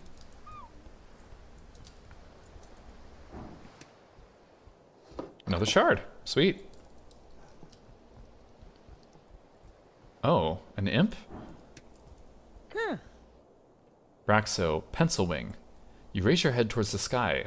Above you sits a tiny red creature. His wings flutter faintly in the wind. He's just a little guy, with wings, reading his little newspaper. The fiend throws a quick glance your way. He's annoyed. Staring at a piece of paper, he does not acknowledge your presence. What you readin'? A sigh escapes from the fiend's maw. He slowly puts down the paper. The paper is actually a torn-out page from a magazine. I like the funny pictures. I like pictures too. Yeah, I imagine you would. He's mocking you. Wait, he says, leaning in to get a good look at you. Earth God, a cleric? How's you doing here? Divine mission, the usual. Very well. I won't get in your way. I, for one, am very happy for your presence. This place has gone downhill since the city let the goblins and freestriders run amok. We need some damn order in this place. Wise words. So if you need any legal advice, just let me know. He gives you a tiny, sharp smirk. You should be aware of the fact that this is literally a devil. A good little devil. Be careful, devilish advice can bite you real quick. I'll come back to him. Oh, little kitty cat. Hello, kitty cat. Let's go talk to the kitty cat. On the ledge overlooking the garden, you spot a black cat. Calm as can be, it doesn't even care that you stomp up next to it. Behold, a cat, a legendary trickster of Norvik. Hello, I am from the local government. The cat lifts its head up. Its dark eyes squint at you for a second, sniffs the air, and then ignores you once again. Wisdom comes from knowing when to act and when to not. If you wish to hold a proper conversation with this magnificent creature, you need to find the first level spell, Speak with Animals. Pet the cat. You reach towards the cat's head. It meets your palm and nuzzles up against it. His grace is unmatched. If you were a cat, you'd never have trouble again. It appears to have enjoyed the pet. Okay. Oh, hang on. Well, no. I'll get a spell first, and then actually talk to it. Some groschen, some crowns. Overgrown ancient, sort of interesting. Embedded in the earth, you find a weather-bitten stone in the shape of a spiral. Its edges are worn down, smooth almost, and behind you lies the head of what was once a snail statue. Whatever god of symbolism this once denoted, time has ground it down. It is a monument to nothing now. There is something here, but can you understand it yet? Its purpose? Touch the surface. It is cold. Your hands run across the stone, finding it more coarse than you thought. The ridges in the spiral are even smoother. You find they are not at all coarse. Following it, you feel the markings of a sculptor's pick, but they are smoothed out, as if produced not by mortal hands, but by magical precision. You realize this was most certainly an esoterically constructed art piece. What's more, you do feel the outline of a script, symbols, runes. Your fingers trace them faintly along the spiral shell of the snail. The symbols do not mean anything to you. If you had comprehend languages, you could understand the script just by touching it. All right, I'm gonna have to come back with more spells. I'll try to remember that. There's a lot of things I need to remember. Some graffiti. A graffito. A green face is splattered across the facade, staring wildly towards a flaming sky, and the dragon spread across it. Or something like that. What does it mean? It represents a devotion, albeit in an asinine way. The coins stand for all the fat loot the dragon brought to her people. You could get behind that. The fire is the soul, a boundary between the real and the heartful. What does this tell me about the state of Norvik? Nothing really. All folk seek a belief. They have simply made one out of this supposed dragon lady. A coherent thought from the red one. Impressive. They should worship Earth instead. There we go. Back to insanity. Leave the art alone. All right. Time to go with that goblin guy and meet the dragon lady. Although I do need to find that tea shop. These railings follow the Safety Council standards of 22.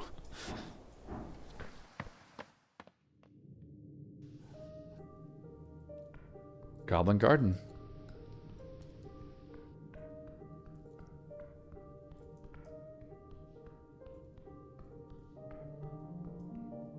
Wonder what's going on there?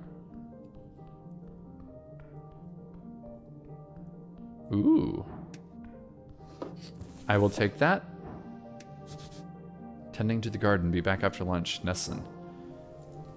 Okay. Steal some mushrooms. I guess it's not really stealing. It's not like they're that valuable. Hey, there was a gnome. The heck? Some more goblin folks.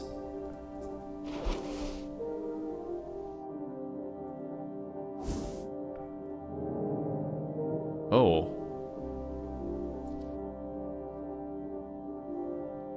What is this? These are all the things I'm actively doing. Is an interesting quest interface. Huh. That's kind of cool. Very artsy. Oh, that's just a staircase, okay. Rashoomies, gimme.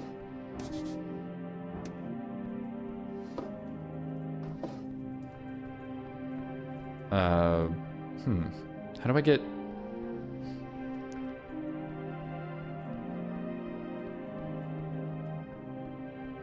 Oh, over here, right. Your stomach twists. Beware her illusion. The dragon herself. Stock. To Snell. You approach him below a sprawling tree. The well-dressed goblin stands proud beside his master. Go ahead, cleric. With a proud smirk, he motions towards the wooden throne. Such a little weasel. Okay, then.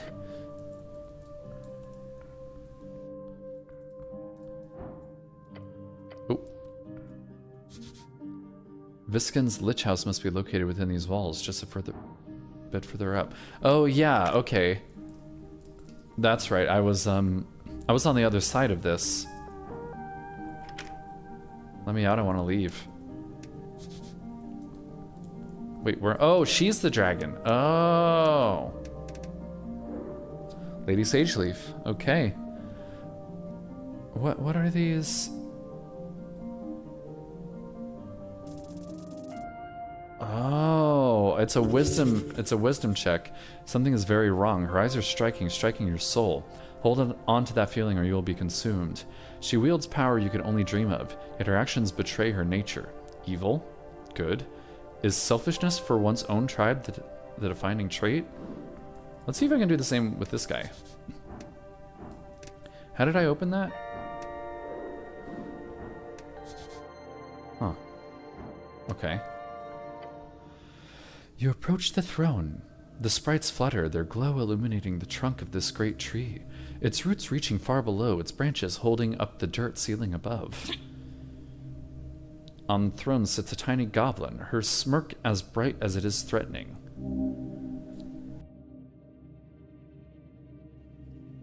So, this is the dragon. Yes, I can see it. Her glare is magnificent. Cleric of Norvik, of earth and river. Her shrill voice echoes out through the chamber. She's talking to you. You're the cleric. Thank you, Wisdom. I was assured by our masters. The top brass of the palace itself. Her words are tainted in disdain. Her voice causes you to shiver. They told me a cleric of the highest standing would arrive within the hour. So tell me, human. No, minion. She has control here. Why am I sitting here, waiting? It's not that late. Only been like a day. An immense presence. You have no power here. Every word you say here could have profound impact on the rest of this quest of yours. My masters are idiots, but I'm here now, don't worry. Her frown quickly turns into a grin. Since we're on the same page, then. Her expression. She is appeased, for now. Hers is a frightful presence. You need to stand. Do not let her impact your stature. Okay. You can't take this much longer. You need to get out of here. Constitution, yes! You brace your entire being as you meet her glare. With trembling innards you resist. She lifts her chin. You stand good. The dragon leans in her armchair, letting out an exhausted groan. It's vexing to watch my streets descend so far. Are you even aware, cleric? A local business caught up in an inferno in the middle of the day, right on Pillar Road. My road. The way she says that causes you to tremble. And yet Magistrate Darrow. She spits out a name like it's a curse word. He alone believes the Halfway Bridge tribe does not have jurisdiction over this particular location. She appears to have been stewing over this annoyance for some time. Her anger is pure and intense. She's trying to reel it in. And where exactly is the tea shop located? She glares at you. It is, or was, rented out of a corner of the central fort, just above the holes next to the pillar. She snaps her finger towards the goblin to her right. That means it's part of the core foundation of this island fortress. Therefore, that property is illegally an underground rental unit, he says, bowing his head. Lady. My people have been handling that damn crow's contract for years. But no, suddenly when the entire unit goes up in flames, that's when my people no longer have the right to enter the premises, to deal with it, to clean it up even. No, suddenly it's the city's business, and we should keep our noses out of it. Corruption, plain and simple. Sounds shady. Normal business in Norvik. And don't get me started on the actual effect this has on my people. Snell, she says and beckons towards the comely goblin. He approaches the roots and takes a bow. Lady Sageleaf. Then he turns towards you. The magistrate says it was an accident involving a fireplace failure. They've yet to send anyone to actually investigate the scene. You want to check it out yourselves? Of course. The lady glances at him, to which he responds by making a nervous face. He's embarrassed. The explosion occurred on the 21st of March, just past noon. Oh, no fantasy times? Interesting. 3 minor injuries were reported in the area. Luckily, foot traffic was low at the time of the incident, so despite the massive kaboom, no dead folks. Who were the injured? We only managed to get one name in the chaos. A certain Frank, son of Frank, was said to have walked away with lesser burns. Thus the sort of prefix used by Urfolk, a human most likely. He was apparently dressed in a fancy yellow outfit, whatever that means.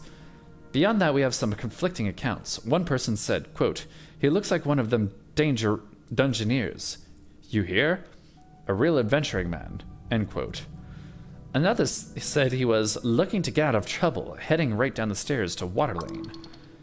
Either he went down into the dungeon or over to Waterlane. Got it. And remember, if he's wearing yellow, he's got style. Because it's dexterity. Frank, son of Frank. Where is he now? We don't know. Sounds like you were... excuse me. Sounds like you were handed a tough hand. Yeah. Although one of the militia members mentioned him just calmly walking away down to the stairs. Maybe down to the crossing or somewhere else. We don't know. All right, let's move on. Snell gives a nervous look to his master before answering you. We have theories, but we need proof. The lady raises her claw. The unveiling has begun, cleric. Secrets in the ashes. Corruption, madness, politics. Bureaucracy wears her down. This is clearly the work of a rogue caster, someone who cannot go unpunished. I will bring justice to Norvik. I certainly hope so. The lady clears her throat. I formally declare a joint venture. The Halfway Bridge tribe and the Earthguard City clerics shall investigate the tea shop on Pillar Road and bring justice to those who seek to harm the peace.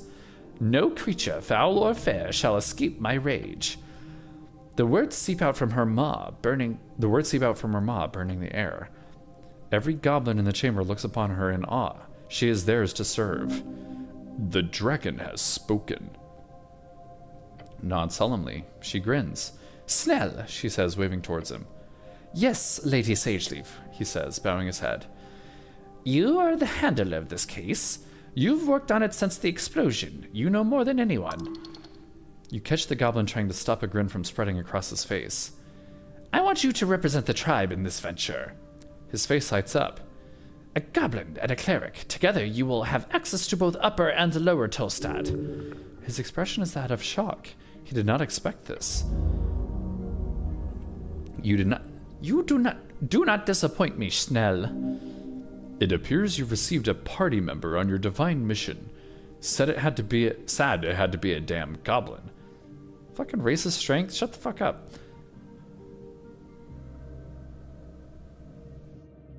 A new member of the party. He ignores you. The goblin takes a deep bow. Yes, Lady Sageleaf. Your will be done? Your will be done. Okay. That's your service, Lady Sageleaf. Yes, you are. Snell takes a step forward. First priority is the tea shop. We need to gain access. Your new goblin companion gives you a quick wave. Let's go, cleric. Alright, we got a goblin friend. Cool. Snell has joined you as a companion. You can speak with him if you need help finding your way across Tolstad. For as much as she told you, there's a danger you're missing here. The lady is keeping information from you. You should investigate the tea shop thoroughly. And we should also look for that witness. Yeah, our Frank, dressed in yellow.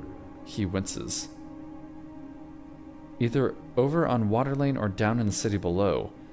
Yeah, the port or the dungeon. I'd suggest the port since it's slightly less life-threatening, generally speaking. Let's go. Yeah, let's go. Neat. Okay, here we go.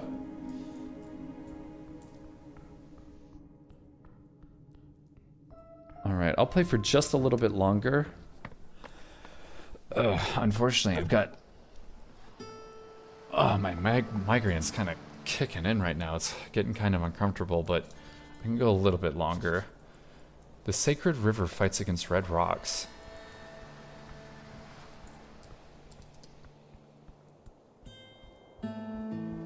Who is this guy? Miss Nearly.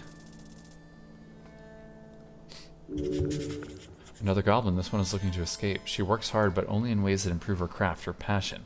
She does not care for politics or the world at large, yet she tries to uphold a sense of understanding in order to further her art. You hear a tune. Dance on the cold Ascani eye winds. Melancholy. You see on the edge a goblin. She has a flower crown on top of her ruffled dark hair and is playing an exotic instrument. Listen for a bit. Oh, those poor few dreams, wrought in zeal and doubt, shepherds brought far to western shores, are haughty, cradled by gracious river. Then should the blessed earth, so cool and stout. Let her play. Oh, there's like a guy. The heck? Oh, this is another, yeah, altar. Cool. Giant-ass bird, damn. Alright, let's see if we can't climb... Yeah, here. This is what I want. Let's see if we can get to this bird thing again. Out of reach. Yeah. Yep, we're gonna push through it.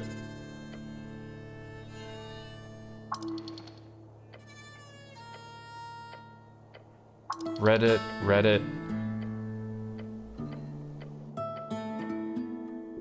Come on. Spend one of these. Alright, I've got good dexterity. Oh, come on!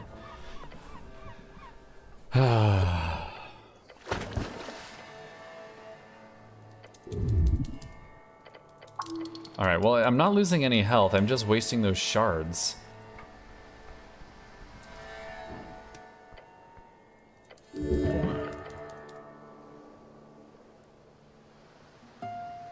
Jesus, you went all the way over there. All right, let's do this. Oh, I get a... Interesting. I wonder why I got a... What's that called? Best of two? What's it called in D&D? I forget.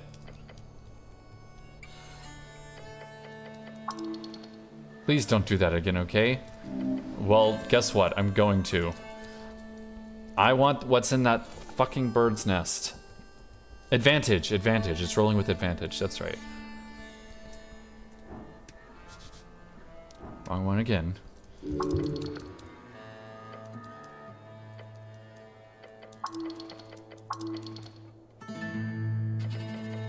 Come on. Do it.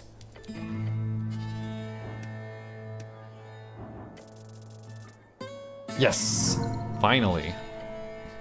Yes! Just barely within reach, you feel the shiny object in your palm. Yes, climb back up. It lies in your hand, teeming with energy. You return to solid footing. Nice. Was it worth risking your life? Hells yeah. Enjoy your loot and leave. What did I get?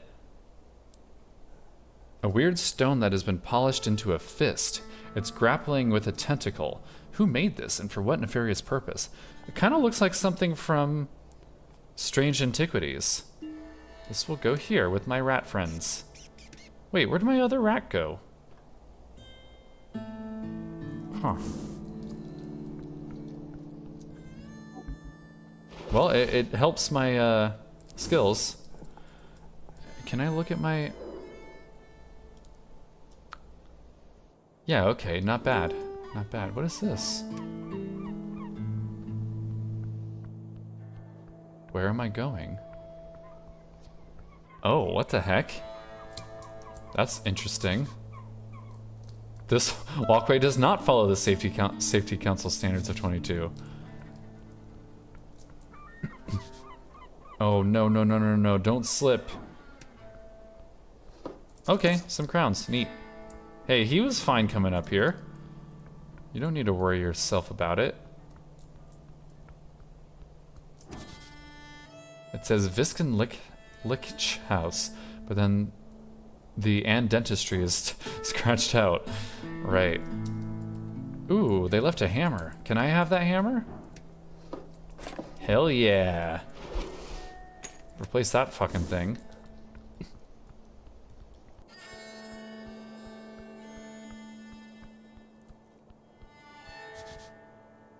There's an esoteric effect in place here, stopping rainwater. Alright, so where are we going now? Is there a map? I don't think there's a map. What is that goblin I keep seeing? Pillar kiosk.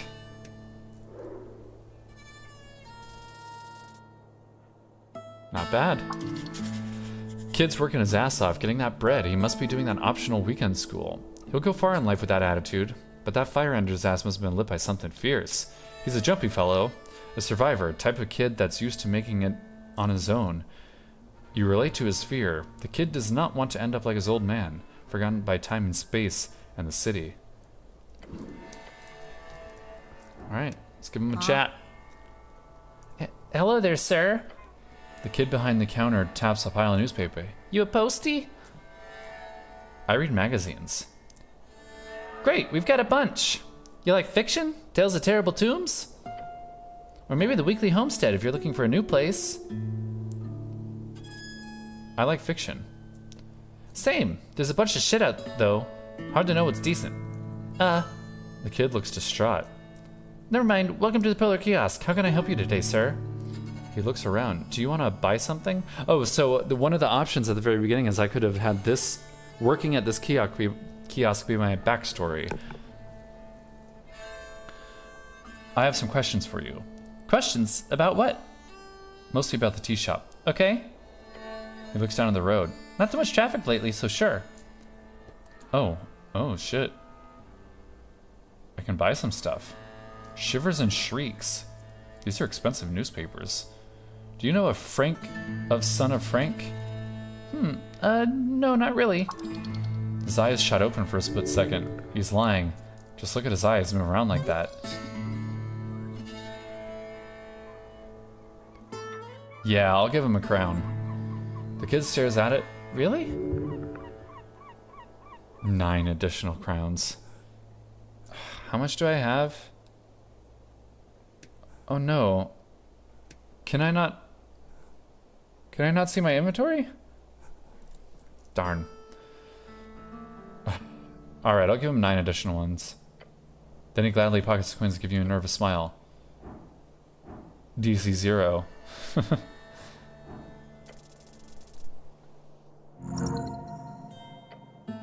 The power of manipulation flows through you. It's an esoteric effect, really, because you know exactly what to tell this young lad.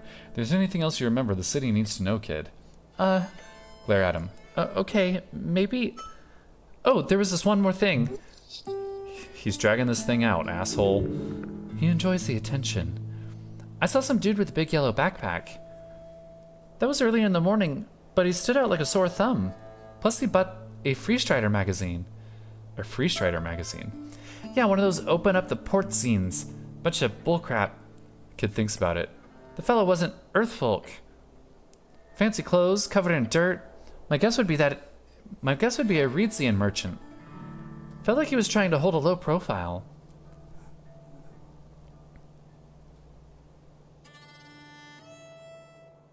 What was the fake name? Frank, son of Frank. Guy was fucking with me. Interesting. Street kiosk kid, swearing like a sailor. Did you see where he went? Yeah, down. Said he had an important meeting below, whatever that means. What did he look like? I don't know. Curly black hair, short beard, Tell me. Kid thinks about it. The fellow wasn't Earthfolk. Fancy clothes, covered in dirt. I guess would be a Reedsian merchant? Oh, I already read that. How did you get his name? I asked, since he was so out of the place. But he gave me a fake name and a thumbs up. Kid shakes his head. Ridiculous. Ask him what was the fake name. Oh shit. I did. Yeah? Okay. Thank you for the information, citizen. Weird repeating things there. About the owner of this kiosk. What do you know about the tea shop? Except that it exploded. Yeah, that part's pretty obvious. I was here, you know. I saw it with my own 2 eyes. I heard it too. Definitely heard it. Walk me through it. Okay, I set up the kiosk at dawn. By noon, the morning rush had calmed down. I remember the bike rack was full. Waterlane workers mostly commute on the new bridge and flotilla, but the halfway bridge does see a fair share of bikers every day and night. But by noon, it was pretty dead, which is great. Less work for me. Go on. I hid in the back. Thought it was a, attack. He's implying political motivation. Did you see anyone suspicious? Not really. Just the normal types. A goblin was arguing with a human by the temple, just some mild shouting about some business thing. Otherwise pretty dead around noon here, usually. Anything else you noticed? How about the bird? The goblin chimes in. Yeah, sure. I did see Mr. Drummer. He's the owner of the tea shop, former tea shop. Usually the tea shop opens in the afternoon on work days. So it's not weird to see him walking about all day. Chatty fellow. Buys a lot of newspapers. Where was he going? Don't know. Saw him leaving the tea shop right before noon. Right before noon? Yeah. Right before the massive explosion occurred? The kid clicks his tongue. When you put it like that. Look, I don't know where Mr. Drummer is or where he went. Just saw him rushing down the stairs, guessing he was headed for Waterlane. Like everyone does. Did anyone else enter or leave the tea shop? No, just Mr. Drummer, he said, confident in his voice. It was a boring day, so I pretty much just people watched all morning. Should be a little dash there, because it's a single adjective. Single verb, I mean. Did Drummer act strange when he left? Just in a hurry, maybe. Saw him shuffle towards the stairs to Circle Square, probably heading down to Waterlane. Why Waterlane? It's the only place to go. Either that or the Goblin Garden, or the city below. I don't think Mr. Drummer is a city below type of bird. So he's like literally a bird? Like a bird person? Interesting.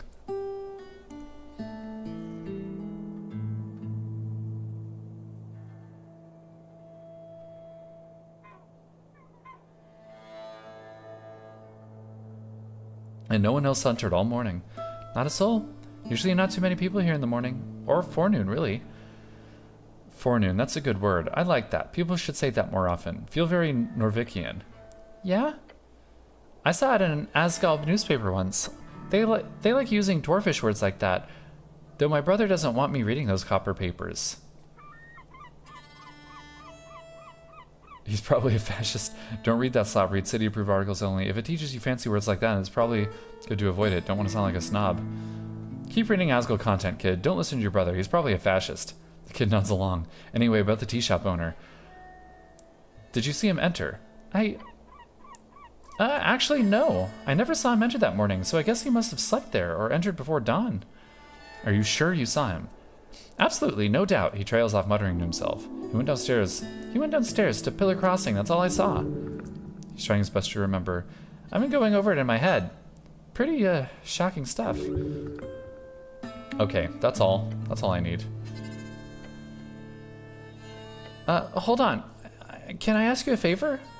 Anything, young man. You are the future of the city. I've heard there's trouble down in Waterlane tonight. Please go and make sure that nothing happens. Okay?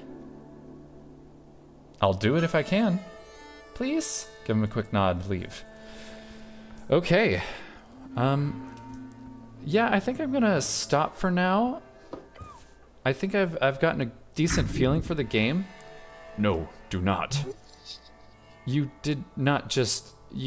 Let me get this clear. You find yourself out on Pillar Road. You see cardamom tree in the bin. It's been out there for God knows how long. And you think to yourself...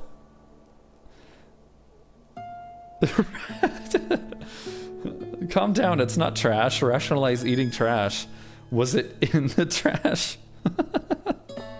Yes, it was. Well, there you go. You're officially a trash eater. Great job. Go enjoy your tasty cardamom treat. I will enjoy my tasty cardamom treat.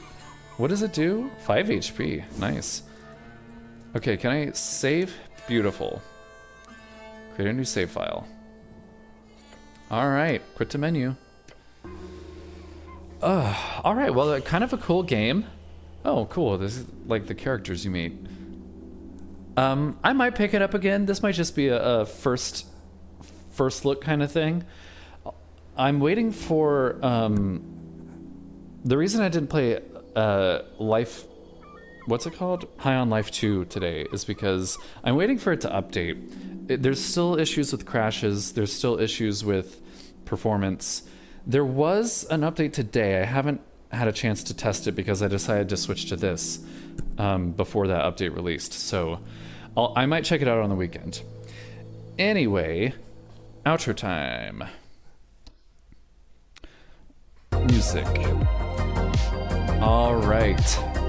Well, thanks for joining, everybody. Thanks, Jaden, Gray. I appreciate you being here. I hope you enjoyed the game. And yeah, let me know if you want to see it again. I kind of like it. Doing the voices thing is a little exhausting, so I may just use my normal voice in the next playthrough. All right. Well, don't forget to like, comment, and subscribe over there on YouTube. I'd really appreciate it. It helps out a lot. And don't forget to follow over on Twitch. I also appreciate that very much. All right, well, that's it for me. I hope everyone has a great rest of their week. I usually stream Tuesdays at 6:30 p.m. Central Time, and I also stream on either Saturday or Sunday, usually in the afternoon around 2 to 3 p.m. It's never really consistent. Anyway, thanks everyone, and bye-bye.